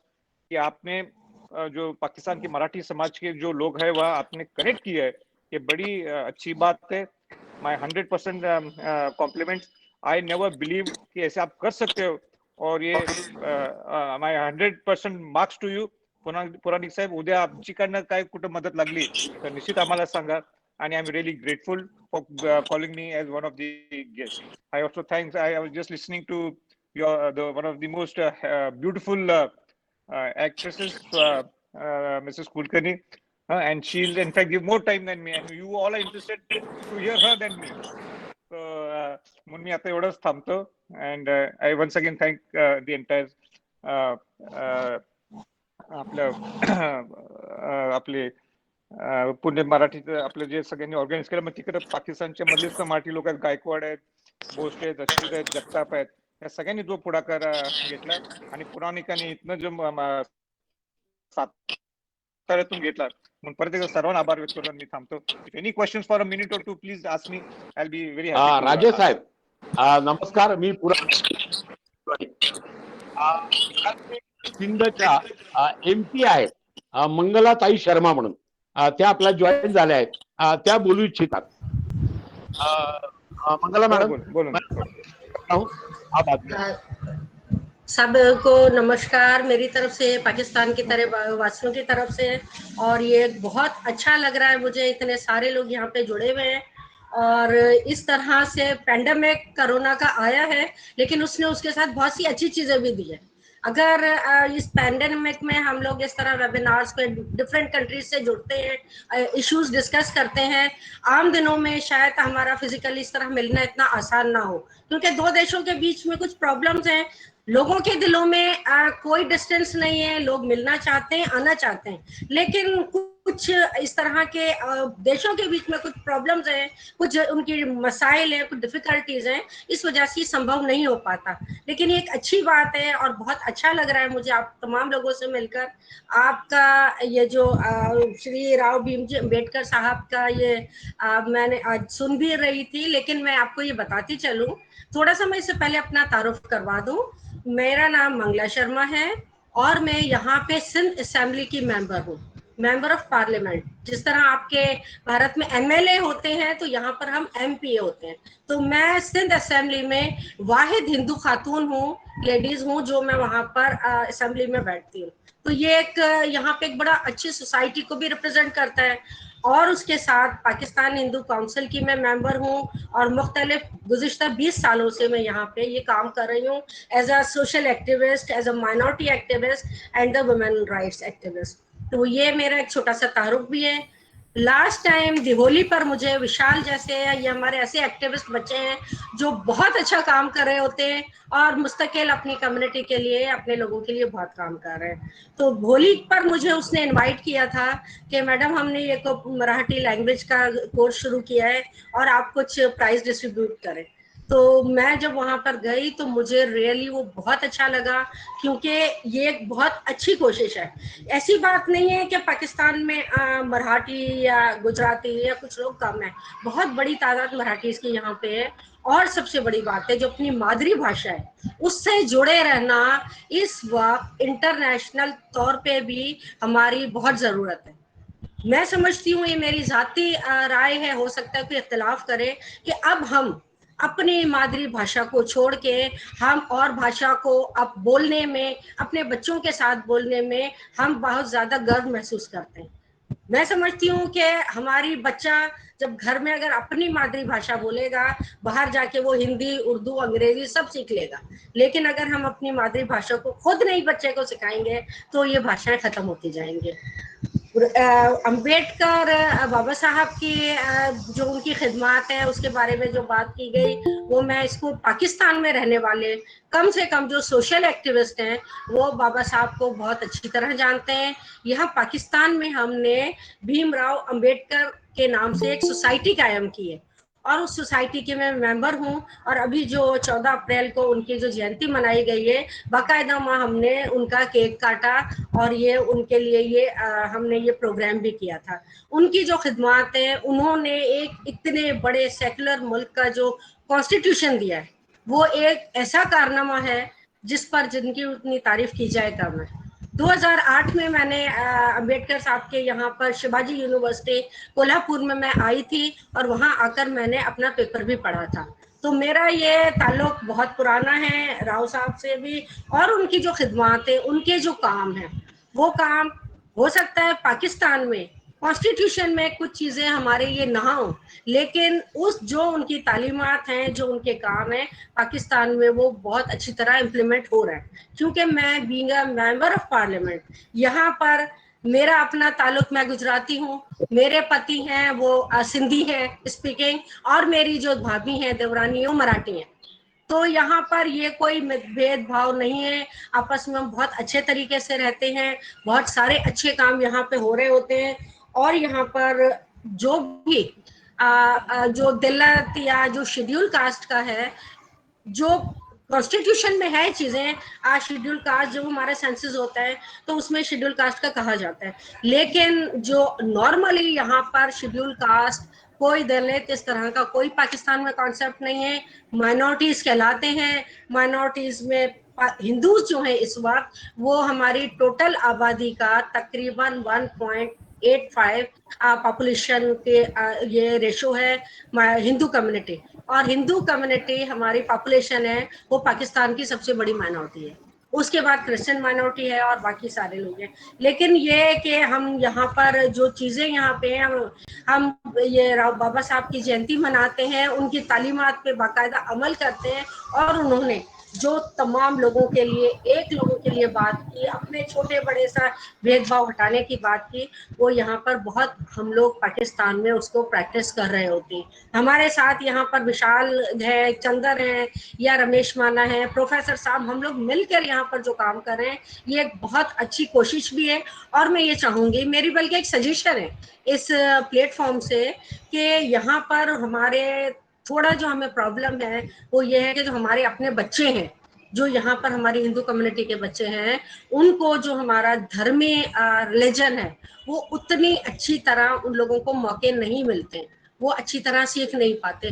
फिर उनके कॉन्सिक्वेंसेस ये जाते हैं कि बहुत सारी कुछ इस तरह के इश्यूज आ जाते हैं जिसमें हमारे कन्वर्ट हो जाती है लड़कियां या चली जाती हैं। मैं समझती हूँ उसका जो बेसिक रीजन है वो ये है कि हमें वो बहुत ज्यादा हमें वो मौके नहीं मिलते, अपॉर्चुनिटीज नहीं मिलती हमारे बच्चों को कि वो अपने धर्म की सही शिक्षा ले सके।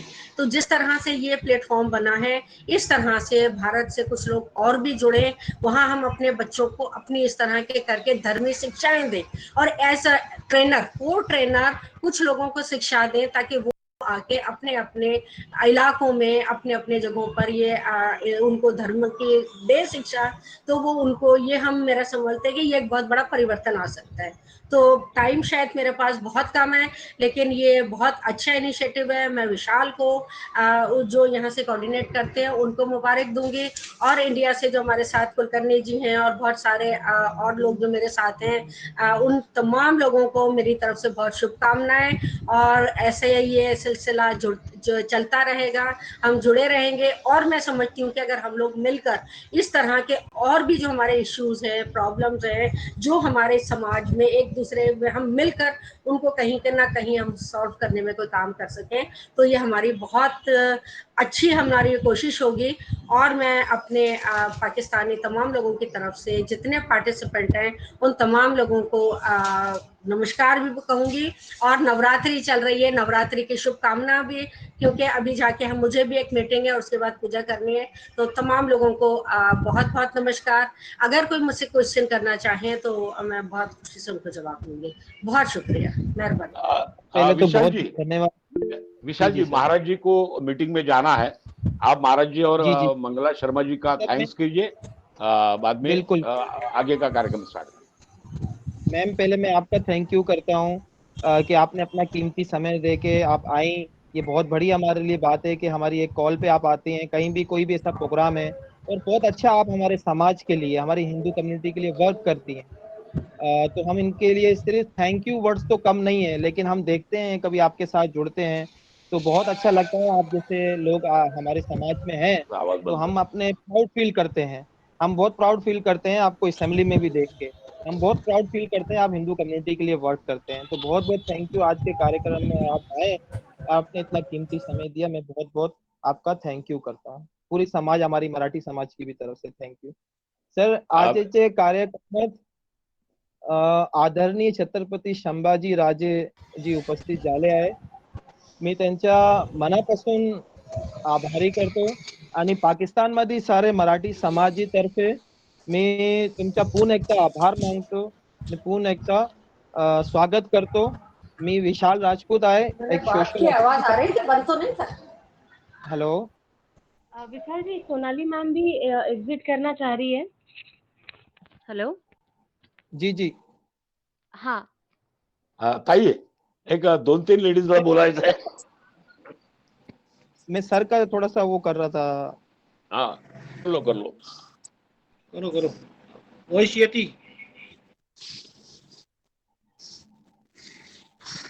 विशाल बोला बोला, वॉइस येती। सर बस बोल लिया मैंने, मेरी मेरे ख्याल में बात खत्म हो गई, एंड चल रहा था मेरा, तो बीच में चलिए, वॉइस कट गई। सर का मैंने स्वागत किया, वेलकम किया और थैंक यू किया सर का, संभाजी राजे सर का। सर वो कुछ आणि बोलने थैंक थे यू आपको सर। सुना। विशाल राजपूत, मैं आपको बधाई देता हूँ। आपने जो इनिशिएटिव लिया है, it will send a good message to the entire community at large, Maharashtra में हो या भारत में हो या पाकिस्तान में हो। I once again highly compliment you, और ऐसे ही काम करते रहिए। हमारी कुछ मदद लगेगी तो आप 100% आपको मुझे कोई मन में कुछ रहना नहीं चाहिए। You must come and ask for your help. Thank you so much. Sir हमें और हमारे समाज को, पूरे मराठी समाज को, पूरे महाराष्ट्र के देवी देवता वहाँ आना है, वहाँ के दर्शन करने हैं। तो आपका सब हमें कभी भी सहयोग नहीं, रहेगा। आप जब कभी भी अपना आप काम- महाराष्ट्र में पधारिए। आप महाराष्ट्र के गेस्ट ऑफ ऑनर रहेंगे हमारे, वो सब जवाबदेही सर मेरी थैंक होगी। हाँ? और मंगला मैडम भी सर जहाँ जो वहाँ के MP है, वहाँ कोल्हापुर आए थे। वो कोल्हापुर की हमारी जी रियासत है मैडम। हाँ। और आप गुजरात के, आपको जो कनेक्शन है, मेरी पढ़ाई भी गुजरात में 6 साल हुए राजकुमार कॉलेज में, जहाँ राजर्षि छत्रपति शाहू महाराज पढ़ते थे। तो नेक्स्ट टाइम आप जब कोल्हापुर पधारेंगे तो आप मुझे बताइए। हाँ, हमारे पैलेस पे भी आप आइए as a member of parliament. Will be highly honoured to receive you. Thank you so much. Thank you. Thank you Thank you all participants. Thank you, sir. Thank you very much. Thank you. Kritika madam Kulkarni madam Vinod sir मी काय बोलायला मागतो. Vinod sir एक minute. Madam आपण खूप वेळ घेतला आहे. हा कृतिका 2-3 लेडीजला बोलायचं आहे मॅडमशी. 2 मिनिटं. मॅडम आहे. हा बोला बोले. हे कोण बोलताय? मैं सबसे रिक्वेस्ट करूंगा कि आपने अपने माइक ऑफ कीजिए। सगळ्यांनी माइक बंद करा. और जब आप बोलना शुरू करेंगे तभी अपना माइक ओपन कीजिए। सबसे रिक्वेस्ट करूंगा कि आप अपना माइक ऑफ कीजिए।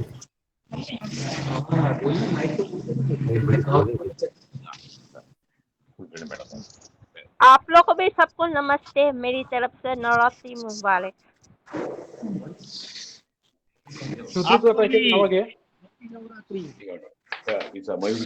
श्रुती हाँ मॅडम दिसत तर आहे मीटिंग मध्ये, पण काही रिप्लाय येत नाहीये. तू कोऑर्डिनेट कर आता तिकडून. तू कोऑर्डिनेट कर, सगळ्या लेडीजला बोलायचं आहे. एक सेकंड मला त्यांना फोन लावते, विचारू देत की त्या आहेत का.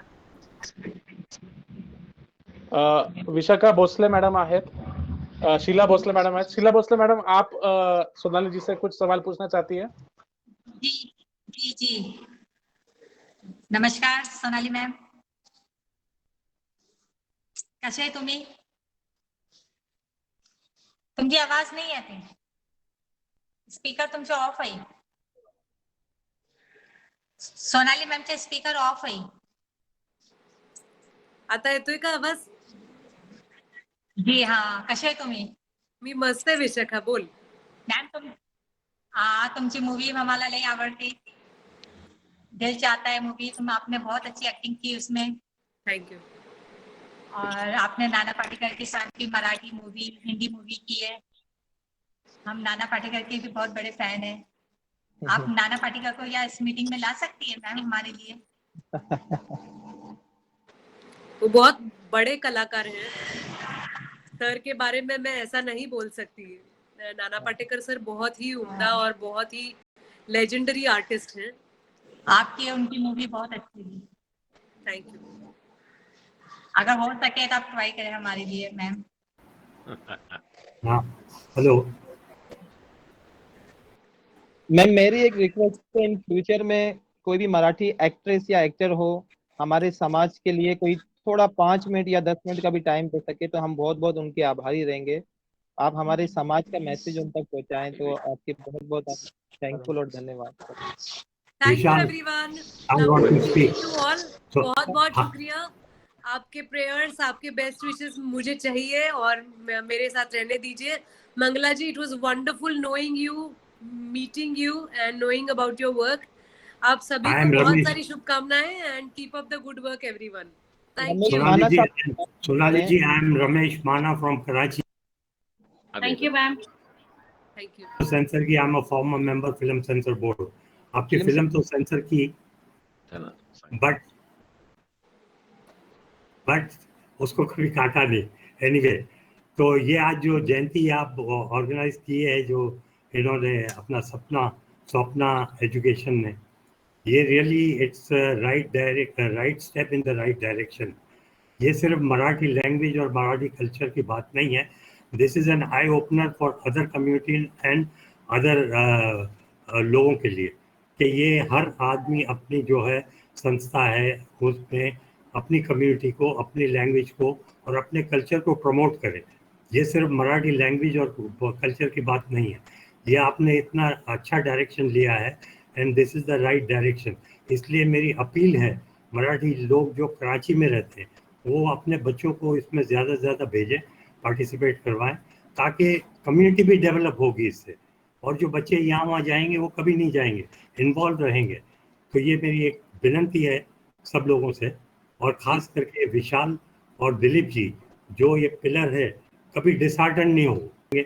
और मेरी रिक्वेस्ट है सोनाली जी से भी कि जैसे आज पार्टिसिपेट उन्होंने किया तो पार्टिसिपेट तक नहीं रखें और लोगों को भी कन्वे करें ताकि मैक्सिमम लोग आए और सपोर्ट करें ताकि ये जो भी प्रोग्राम है ये सक्सेस की तरफ जाए और सक्सेसफुल रिजल्ट इसका अचीव हो। Thank you very much. Thank you sir. Sonali madam ji, मैं रिक्वेस्ट करता हूँ, हमारे फ्रेंड है अंतिम यात्रा सेवा समाज के प्रेसिडेंट, उनकी जो बेटी है वो आपकी बहुत बड़ी फैन है। मैम अगर आप 2 सेकंड या थोड़ा सा आप उनसे बात हेलो हाय कर लेंगी तो बहुत अच्छा रहेगा। करण कुमार मनोदरा की बेटी है जो तशना। करण कुमार सर, आप थोड़ा सा आए, अंतिम यात्रा सेवा समाज प्रेसिडेंट करण। विशाल भाई, विशाल भाई, यस विशाल सर। भाई, मैडम गई, अभी गई मैडम, लेफ्ट किया। अच्छा। हाँ हाँ। रमेश माना जी, मैं आपका बहुत शुक्रगुजार हूँ। बहुत अच्छा लगा, आपने आपका कीमती वक्त हमारे लिए दिया। हम स्वप्न स्टडीज के मार्फत, और सर आपका आशीर्वाद रहने दीजिए, विशाल को रहने दीजिए, हमको, हमारी टीम को रहने दीजिए। हम बहुत अच्छा और आगे बढ़ेंगे और अच्छा कोऑपरेशन मराठी कम्युनिटी का हमको मिलते रहेगा। Thank you and thank you again. Sir Kumar sir, Chandra Kohli और करण कुमार सर हमारे साथ वेटिंग पर हैं। हाँ बोलिए, उनको कॉल करो ना, बात करेंगे। हमने उनका आभार प्रदर्शन किया ना सोनाली जी का। ओके जी बिल्कुल। अच्छा सर कुमार साहब कुछ बोलेंगे, फिर हमारे हाँ, साथ चंद्र कोहली सिंह से हैं और बिल्कुल करण सर। कुमार। हाँ। तो कुमार सर काफी देर से वेटिंग पे हैं और ये हर समय से मीटिंग में, कोई भी हमारी मीटिंग हो कराची में, हमारी कहीं भी हो, समय पे पहुंचते हैं। और सर की यही खासियत है, समय का बहुत ये ख्याल करते हैं। और सर हमारे साथ काफी देर से वेटिंग कर रहे हैं। सर मैं आपका वेलकम और थैंक यू करता हूँ, आप काफी देर से आप वेट कर रहे हैं। कुमार सर आप बात करें। Kumar sir, hello. Kumar sir आप बात हेलो करें। जी। यस, जी आवाज मैं मौजूद हूँ। बड़ी मेहरबानी आपकी कि आपने मेरा इंट्रोडक्शन भी करा दिया, क्योंकि हमारा काम सिर्फ यही होता है कि सोशल गैदरिंग जहाँ भी हो तो हम पहुँच जाते हैं, पहुँचने की कोशिश करते जो हमारे बस में होता है। हमारी एजुकेशन जो है ना यही सिखाया है हमें टीचर्स ने भी, और हमारे ऐसे ऐसे बहुत अच्छे टीचर होते थे, वो किसी भी कम्युनिटी से ताल्लुक़ रखते हैं, लेकिन हमें अच्छी तरह से उन्होंने तालीम दी है कि इंसान बने। इंसान जो है ना किसी भी कौम का हो, किसी भी लेवल का हो, वो सब बराबर है। जब हम आए हैं यहाँ इस दुनिया में तो हम हमेशा जो है ना सब एक साथ जो है ना एक जैसी ही हैं। सिर्फ हमें मुआशरे की वजह से, पेरेंट्स की वजह से जो भी है वो एक दूसरे से जो है ना अलग अलग हो गए हैं, वरना हैं हम सब एक ही। मुझे बहुत अच्छा लगा जो नारायण साहब ने बताया और वो हिस्ट्री दी, हमें इतना नहीं मालूम था जो उन्होंने मालूमात दी। मंगला शर्मा हमारी अपनी हैं और हम उनसे मुलाकातें होती रहती हैं, सारी चीज़ें मालूम हैं। सिर्फ हम अपनी कम्युनिटी के दूसरों से भी मुलाकातें करेंगे इसी तरह प्रोग्राम में, तो हमें भी खुशी होगी। सिर्फ हम कहते हैं कि आपस में सोशली एक दूसरे की हेल्प करते रहें ताकि सब इंसान बने। इंसान बनना जो है ना सबसे अहम है किसी भी रिलीजन से। रिलीजन तो होते रहते हैं पेरेंट्स की वजह से, क्योंकि हमें मालिक ने जिस पेरेंट्स में पैदा किया वो हिंदू के थे, इसीलिए हम हिंदू हो गए। अगर हम अमेरिका में पैदा होते तो हम शायद क्रिश्चियन होते। इसीलिए मज़हब कुछ भी हो लेकिन इंसान पहले है। इंसान जो है एक दूसरे की हेल्प करेंगे सोशली, और तो हर एक जो है ना अच्छा बनेगा। और अच्छा होना जो है ना बहुत अहमियत होती है। तो एक दूसरे से मेल मिलाप से, किसी भी तरह का मेल मिलाप किसी भी जरिए का हो, वो सब अच्छा होता है। तो मैं सबका शुक्रिया अदा करता हूँ कि हमें मौका दिया, और हम जो है एक दूसरे से मिलते रहें तो बहुत अच्छा होता है। जो भी सोनाली हैं वो जिस महकमे से, जिस तरीके से हमें मुलाकात हुई उनसे, वो बहुत अच्छा लगा। और नारायण साहब की जो हिस्ट्री भी हमें मिली 1945 से और उससे पहले और उसके बाद से, वो बहुत मुझे इतनी खुशी हुई कि हम सारी चीज़ें जो है ना उनकी मालूमात में हमारा इजाफा हुआ, क्योंकि मालूमात जो मिलती है, ज़बानी जो मिलती है वो बहुत अच्छी होती है, और जो बुक्स की सूरत में होती है उसमें टाइम तो लगता है, लेकिन मालूमात फिर भी इतनी नहीं होती। थोड़े से वक्त में इतनी हमें मालूमात उन्होंने दे दी, कहाँ से कहाँ तक पहुँचा दिया, किस किस का नाम लिया, क्या क्या हुआ, ये सब हमें बहुत ही अच्छा लगा। बाकी हमारा ताल्लुक एजुकेशन से रहा है, और एजुकेशन में हम मुख्तलिफ शहरों से मैं एजुकेशन हासिल की, लेकिन आखिर में कराची में आके जो है ना हमारी फाइनल हुई, और एजुकेशन में कॉलेज एजुकेशन हो, स्कूल एजुकेशन हो, सबसे हमारा ताल्लुक रहा है। और हम बच्चों को भी यही तालीम देते हैं कि किसी भी तरह से जो है ना एक दूसरे की हेल्प करें, और एक दूसरे का इज्जत करें, और एक किसी भी तरह की हेल्प हो हम करते रहेंगे, और करते रहें तो अच्छा है। एक हमें जो है ना जब अब भी हम सोशली करते हैं वो एजुकेशन है और हेल्थ है, उसमें जहाँ तक भी जाते हैं हमें दूसरों से मुलाकातें सिर्फ इसी सिलसिले में होती हैं कि हम एक दूसरे की मदद करें, चाहे कोई भी हो, सिर्फ इंसान हो, सिर्फ जितने भी हैं वो सारे के सारे जो है ना हमारे भाई हैं, हमारे अपने हैं, चाहे वो लेडीज हो, जेंट्स हो, बच्चे हो, जिसका भी ताल्लुक हमारे दुनिया से है, हमें अगर उनसे मालूमात के ज़रिए अगर ज़रूरत होती है कि हम इसकी हेल्प कर सकते हैं तो हम ज़रूर करते हैं, चाहे वो किसी तरह की भी हो। अगर हमारे हाथ में कोई काम नहीं होता है तो हम दूसरों को रिक्वेस्ट करके उनका काम सॉल्व करते हैं, उनका जो तकलीफ जो है ना सॉल्व करते हैं। तो हम विशाल भाई जो है ना आपकी बहुत बहुत शुक्रिया, और आपने हमें मौका दिया कि हम दूसरे मुल्क के लोगों से मुलाकात करें, और जब भी हमारी ज़रूरत किसी को भी हो हम हाजिर होते हैं। तो बिल्कुल सर, आप समय देते हैं, आपका समय बहुत कीमती है। प्रोफेसर सर हमारी ना सिर्फ हिंदू बिरादरी के लिए खिदमत करते हैं, इनका टाइम, इनको जो टाइम दिया जाए ये वक्त पे पहुंचते हैं, सबसे पहले पहुंचते हैं, और हर काम के अंदर हमारी समाज के लिए सबसे पहले होते हैं, चाहे वो हेल्थ का हो, चाहे वो एजुकेशन से रिलेटेड हो। सर को मैंने देखा है इस टाइम पे भी अपने हिंदू बिरादरी के लिए भी इतना ये वर्क कर रहे हैं इस एज में भी, कि ये किसी तारुफ के मुताज नहीं है, ये किसी एक थैंक यू का वर्ड्स भी इनके लिए बहुत छोटा है। हम इनके लिए बहुत प्रार्थना करते हैं कि इन जैसे जो लोग हैं वो लाखों में एक होते हैं। थैंक यू सर, आप हमारी तरफ से जो है ना सबको जो है ना हमारी तरफ से जो हेल्प जो ये करते हैं अपनी कौम की, मराठियों की, ये बहुत अच्छी है। रिलीजन की नॉलेज देते हैं, चाहे जो एजुकेशन की नॉलेज देते हैं या लैंग्वेज की नॉलेज देते हैं, ये बहुत अच्छी चीज़ है।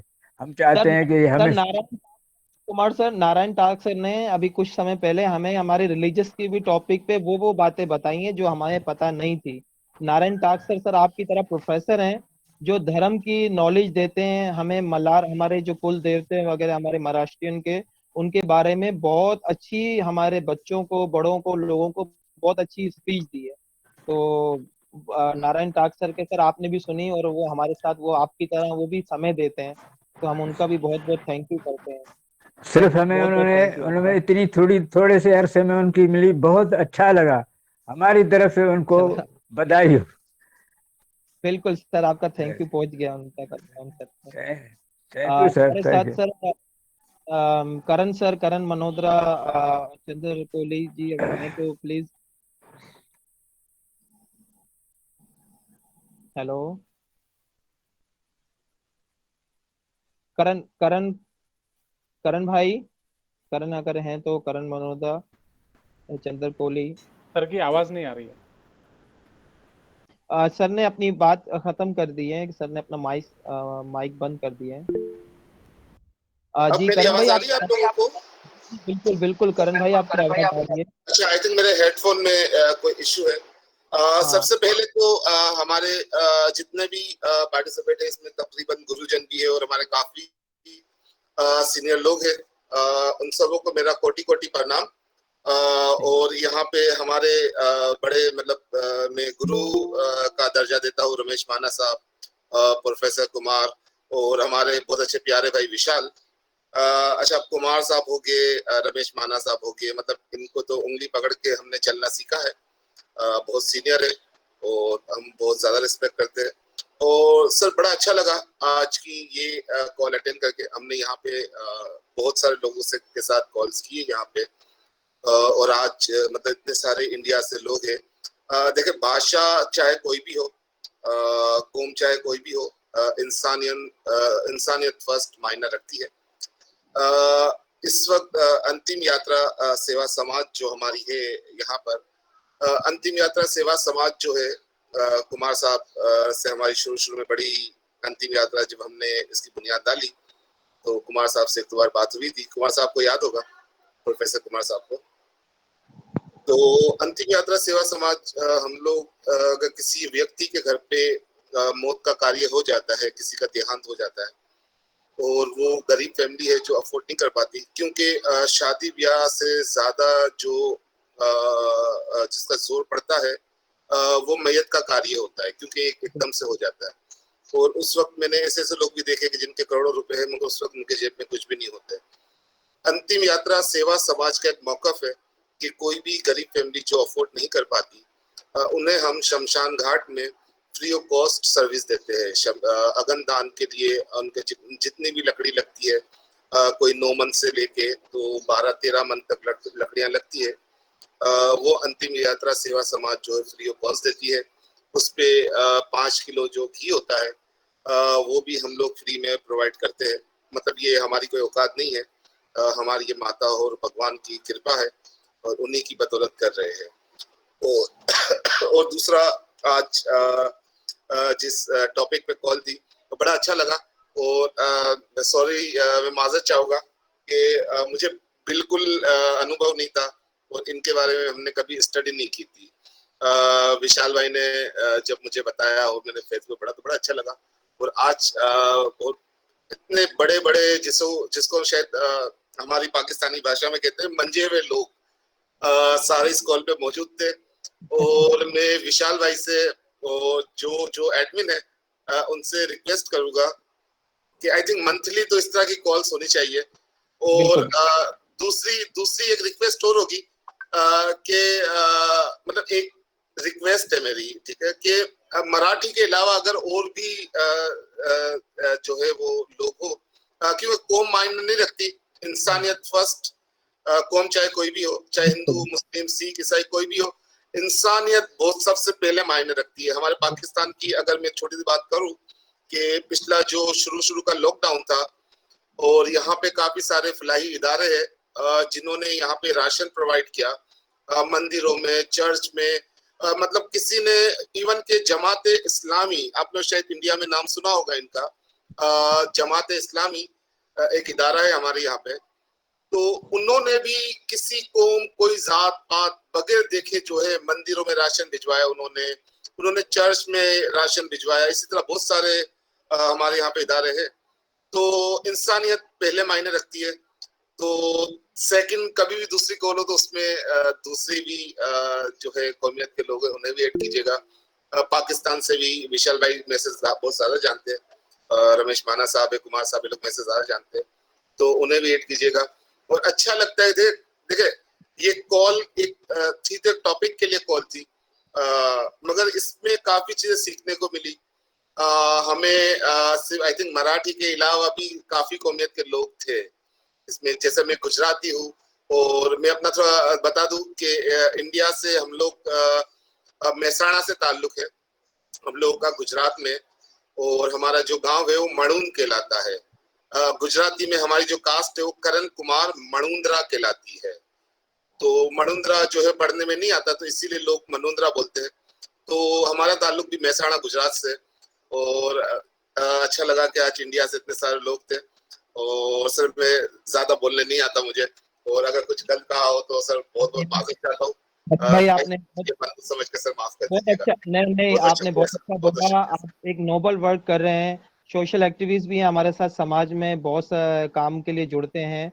और करण भाई, ये जो कार्यक्रम है ना, ये क्लासेस हमने अपनी मदर टोन जो लैंग्वेज है बच्चों के अंदर, बड़ों के अंदर, अपने जो मराठी कल्चर है उसको प्रमोट करने के लिए एवरी संडे हम 1 घंटे की क्लास रखते हैं। हम दूसरा घंटा कोई वीआईपी गेस्ट हो गया, जैसे लास्ट टाइम हमने छत्रपति शिवाजी जयंती मनाई, मैं अपने फेसबुक पे भी डालता हूँ, अगर कोई मेरे फ्रेंड हैं जो सिर्फ स्पेशली महाराष्ट्री नहीं हो, मराठी नहीं हो, बाहर के भी हो, तो हम उनको भी ज्वाइन करते हैं। तो इसलिए कोई अगर टाइम अपना दे पाता है, कोई यस करता है, जिस तरह आज मैंने आपको भी कहा, मैडम को भी कहा, कुमार साहब को भी कहा, मानस साहब को भी कहा, लास्ट टाइम हमने मराठी डे सेलिब्रेट किया, तो उसमें हमने बाहर से भी मतलब लोग थे उनको भी लिया। तो हम बिल्कुल आपकी बात से सहमत हैं। इस तरह का कोई आता है तो हम अपने जो फ्रेंड हैं, फ्रेंड सर्कल में मेरे हिंदू कम्युनिटी से भी मैं फेसबुक पे उनके रिक्वेस्ट देता हूँ, तो कुछ लोग जुड़ते हैं, अच्छा लगता है। और नेक्स्ट टाइम भी हम इसी तरह बड़े लोगों को भी बुलाते हैं, ताकि आज का जो टॉपिक था डॉक्टर भीमराव अम्बेडकर जी की जयंती, जिन्होंने हिंदू, जी जी बोले बोले, आप बोले। अच्छा विशाल भाई, सॉरी। अच्छा, इससे बड़ा अच्छा लगा मुझे सुन के। आई थिंक मेरी नॉइज आ रही है मेरी आवाज में। विशाल भाई, हम लोग अभी last month, I think before 2 month, हम लोग बदीन साइड पे गए थे एक सर्वे करने के लिए। तो वहां पे हमारी बहुत बड़ी कम्युनिटी है। अच्छा, उनको रिलीजन के मुतालिक कोई उनको जो है वो पता नहीं है उनको। इवन के मैंने जो है वहां पे कुछ लोगों से जब छोटी चीज एक बेसिक सवाल पूछा कि होली क्यों मनाई जाती है, तो उनको वो भी नहीं पता था। उनको ये बताया कि होली पे हम लोग रंग उड़ाते हैं, और उनको होली जो जलाते हैं हम लोग, होली का जो हम लोग करते हैं, उनको शास्त्र का नहीं पता था। उनको ये पता है कि हम लोग लकड़ियां रखेंगे और जो है लकड़ी रख के आग लगानी है। उनको बिल्कुल इस चीज का अनुभव नहीं था। उनको सिर्फ दिवाली का पता था कि दिवाली हम इस खुशी में बनाते कि राम भगवान वापसी अयोध्या आए थे। अच्छा, उनको रिलीजन के मुतालिक बिल्कुल अनुभव नहीं है। तो मैं रिक्वेस्ट करूंगा, हम लोग बहुत जल्द वहां पे ऑनलाइन क्लासेस शुरू करने जाने लगे हैं, अंतिम यात्रा सेवा समाज। तो वहाँ पे मेरी बात हुई है। हम लोग वहाँ पे एक प्रोजेक्टर एक अरेंज कर रहे हैं हम लोग, और साउंड सिस्टम, ताकि तकरीबन एक टाइम पे 100 लोग जो है वो पढ़ सके। तो मैं हमारे काफी सारे इसमें गुरुजन बैठे हुए, इनसे भी बल्कि विशाल भाई कोऑर्डिनेट अच्छा कर सकते हैं आप लोगों के साथ, कि आप लोग भी कभी वीकली जो है वो टाइम निकाले और अपने जो है वो कीमती 10 या 15 मिनट जो है जरूर दीजिएगा, क्योंकि इन चीजों की हमारे पाकिस्तान में काफी जरूरत है। तो सॉरी सर, मैंने आप लोग का, विशाल भाई, आप लोग की बात काटी। नहीं सर, करण भाई, आप सॉरी मत बोलिए। विशाल, हाँ रमेश जी बोलिए, मानस जी बोलिए। हाँ, मैंने विशाल को अक्सर सजेस्ट किया है कि यहाँ पर भी अगर ज़्यादा से ज़्यादा लोगों को, मराठी कम्युनिटी के लोगों को इकट्ठा करना है, तो हर 3 महीने के बाद एक टॉक शो कहीं ना कहीं गैदर करे लोगों को, और एक स्पीकर बुलाए और उनको टॉपिक दी जाए कि इस टॉपिक के ऊपर बात करें। तो उससे भी बड़ा फर्क पड़ेगा। और ऑनलाइन भी अगर आप लोग कोई स्पीकर्स लेके आए, भले 15 मिनट के लिए, तो वो अगर रिलीजन के ऊपर कोई बात करे या मुख्तलिफ टॉपिक्स के ऊपर बात करें, तो उससे भी काफ़ी नॉलेज में इजाफा होगा। तो this is my suggestion to Dilip ji and Vishal ji, जो ये पिलर्स है इस ऑर्गेनाइजेशन के। ये कार्यक्रम हम करने वाले थे, सर की मैं बात वो करूंगा, आपकी बात का मैं रिप्लाई दे दूं। हमने मराठी भाषा दिवस जो 28 फरवरी को था, वो 30 फरवरी को हम मनाने वाले थे, क्योंकि कोरोना काल के अंदर हमें बहुत सारी समस्या का सामना करना पड़ा। सिक्योरिटी रीजन, बहुत सारी ऐसी प्रॉब्लम थी जो हम नहीं कर सके। भगवान ने चाहा आन करीब ये कोरोना काल खत्म हो जाए, हम कोई ऐसा कार्यक्रम करेंगे जिसमें हम जनरल पब्लिक को भी, अपने हिंदू समाज से भी जो लोग हैं, हम स्पीकर हैं, उनको बुलाएंगे। बस भगवान से ये प्रार्थना करते हैं कि जल्द से जल्द ये कोरोना काल भी, महामारी है, ये खत्म हो। और हम विशाल जी, सब इसका आंसर मैं भी देना चाहूंगा। विशाल जी, जो प्रोग्राम आपने ये एजुकेशन का किया है ऑनलाइन, तो इससे आई ओपनर है दूसरी कम्युनिटी के लिए भी, इसलिए कि हमेशा कल्चर और लैंग्वेज अगर किसी कम्युनिटी के अलाइव नहीं है, तो कम्युनिटी बैठ जाती है। तो आप लोगों को देख के नेचुरली जज्बा जागेगा, और कम्युनिटी का भी, और वो भी ऑनलाइन इस तरह डेवलप करके अपने बच्चों को और अपने कम्युनिटी को डेवलप करने में उनको आसानी होगी। Thank you. विशाल जी, माना जी और करण जी ने जो बात कही है इसका मैं रिप्लाई देना चाहूंगा। सबसे पहले तो मैं कुमार सर है, करण सर है, रमेश माना जी है, मैं सबका शुक्रिया अदा करना चाहूंगा कि आपने हमारे प्रोग्राम को ज्वाइन किया, आपने आपका कीमती समय निकाला और आप एकदम शुरुआत से हमारे साथ बने हुए हैं और आपने आपके विचार भी प्रकट किए। आप लोग बहुत बड़ा काम कर रहे हैं पाकिस्तान में रहकर। आपका जो काम है बहुत इनक्रेडिबल है। मतलब हम आपके कार्य की बहुत बहुत सराहना करते हैं कि जो भी आप सोशल वर्क आप पाकिस्तान में कर रहे हैं। सब कुमार सर है, करण सर है, विशाल जी है, माना जी है। तो सबसे पहले मैं स्वप्न स्टडीज की ओर से और दिलीप सर की ओर से आप सबका शुक्रिया अदा करना चाहता हूँ और आपको मुबारकबाद देना चाहता हूँ कि आप बहुत अच्छा एक सोशल वर्क कर रहे हैं। और करण सर ने जो अभी एक बात रखी है यहाँ पे कि रिलीजन के बारे में या कोई मतलब ऐसा कोई टॉपिक पे ऐसी रेगुलर मीटिंग्स होनी चाहिए। रमेश माना जी ने भी अपनी बात रखी है कि ऐसे और प्रोग्राम्स होने चाहिए। तो मैं आप सबको बताना चाहूंगा कि भाषा अपना स्टडीज का जो हमने एक प्लेटफॉर्म बनाया है, हमने दो देशों को यहाँ पे जोड़ने का काम किया है, दो समाजों को यहाँ पे जोड़ने का काम है। पिछले 75 सालों में जो पूरी मराठी कम्युनिटी पाकिस्तान में कराची में बस रही थी, वो एक तरह से टूट सी गई थी हमसे। जो हमारे भाई थे, हमारे बहनें थी, जो इतने सालों से 75 सालों से हमारे हमसे बिछड़ गए थे, उनको हमने जोड़ने का काम किया है। और हमारा प्रयास यही है कि लैंग्वेज और कल्चर, हम इस लैंग्वेज और कल्चर को लेके इस प्रकार से ऐसा एक ब्रिज बनाएंगे कि ताकि ये दोनों जो समाज है, दोनों जो देश है, वो एक साथ आए। और उसके साथ साथ अभी लैंग्वेज के साथ साथ जैसे कल्चर है, तो कल्चर में जितने भी हमारे फेस्टिवल है, मराठी लोग और इंडिया में जितने भी हमारे अलग अलग फेस्टिवल्स है, उनके बार बार हम गेस्ट बुलाकर उनके जो गेस्ट लेक्चर्स है वो ऑर्गेनाइज करते हैं, ताकि हमारे जितने भी फेस्टिवल्स है उनके बारे में हम जानकारी दे सके। और और एक बात मैं इसमें ऐड करना चाहूंगा कि हम जल्द ही हम इस पे विचार कर रहे हैं, इस पे हम विचार विमर्श कर रहे हैं कि हम म्यूजिक क्लास हम स्टार्ट करने जा रहे हैं। तो मैं भगवान से दुआ करता हूँ कि ये जो लैंग्वेज के साथ साथ कल्चर के साथ साथ जो म्यूजिक का भी हमारा जो प्रोजेक्ट है, क्योंकि म्यूजिक ये इसको कोई बॉर्डर नहीं है, इसको कोई बाउंड्री नहीं है। ये पूरे वर्ल्ड में मतलब म्यूजिक ऐसी चीज है कि वो दिलों को जोड़ सकता है, समाजों को जोड़ सकता है। तो इसीलिए हमारा ये भी प्रयास रहेगा कि म्यूजिक के जरिए हम लोगों को, दिलों को, समाजों को, देशों को जोड़ने की हम कोशिश करेंगे। एक बार सबको धन्यवाद देना चाहूंगा। विशाल जी, अगर पाकिस्तान से और कोई बात करना चाह रहा है तो प्लीज आप उनके नाम लीजिए। और पाकिस्तान से और जो हमारे बंधु, हमारे भाई, हमारी माताएं ज्वाइन हुई है, उनको आप चांस दें। सर विशाल जी।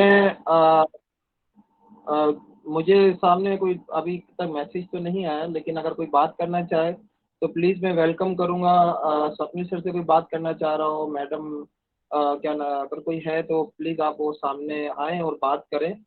बहुत सारे लोग उसके ज्वाइन बाद हुए हैं। राजकुमार जी है, विनोद जी है, विनोद जी को भी बात करनी थी। विनोद जी भी अपनी बात रखेंगे। राजकुमार जी, आप भी अपनी बात रखिए।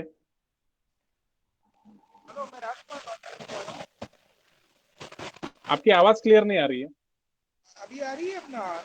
हाँ अभी आ रही है। हाँ अभी आ रही है। सर ये सारी कम्युनिटी है ना, जैसे आपस में मिलकर चलेगी तो हमेशा कामयाब होगी। और जैसे वॉइस में डिस्टर्ब है राज आपकी वॉइस बहुत डिस्टर्ब हो गई है। अभी आ रही है? हाँ अभी आ रही है। हेलो, अभी आ रही है। मेरा कहने का मतलब ये है कि आप लैंग्वेज जैसे कोर्सेज हर किसी को दे रहे हैं, लेकिन आपस में कम्युनिटी भी मिलके चलनी चाहिए। लेकिन आज का जो ज्ञान जो गुरुजी ने दिया था, गुरुजी का जो ज्ञान था वो अपना ये था कि सबको मिलके चलना। आपस में सारी कम्युनिटी यहाँ पे चलेगी तो कामयाब होगी। मेरा कहने का मतलब ये है। काफी जगह मैंने देखा काफी लोग मिलके नहीं चलेंगे, हेलो हेलो विशाल भाई, आवाज आवाज यस यस, आवाज का आपका बहुत मसला आ रहा है राज, आपकी आवाज बहुत गड़बड़ हो रही है।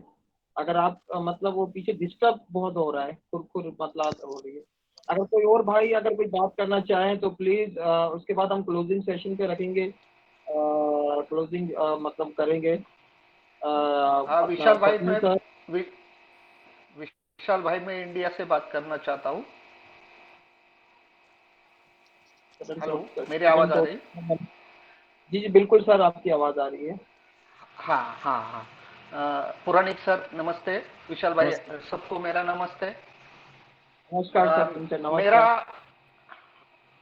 माझं मत असं आहे की याच्या व्यतिरिक्त आपण काही व्हॉट्सअप ग्रुप जर बनवू शकलो तर त्याच्यातून काही म्हणजे जसं संत साहित्य आहे किंवा जसं आपण पुराणिक सरांनी आता सांगितलं म्युझिकचं काही सुरू करणार आहे, तर मी स्वतः म्युझिशियन आहे, म्हणजे मी हार्मोनियम तबला वगैरे वाजवतो, तर असं काही आपल्याला देवाणघेवाण करायला सुलभ जाईल का? असं काही करता येईल का?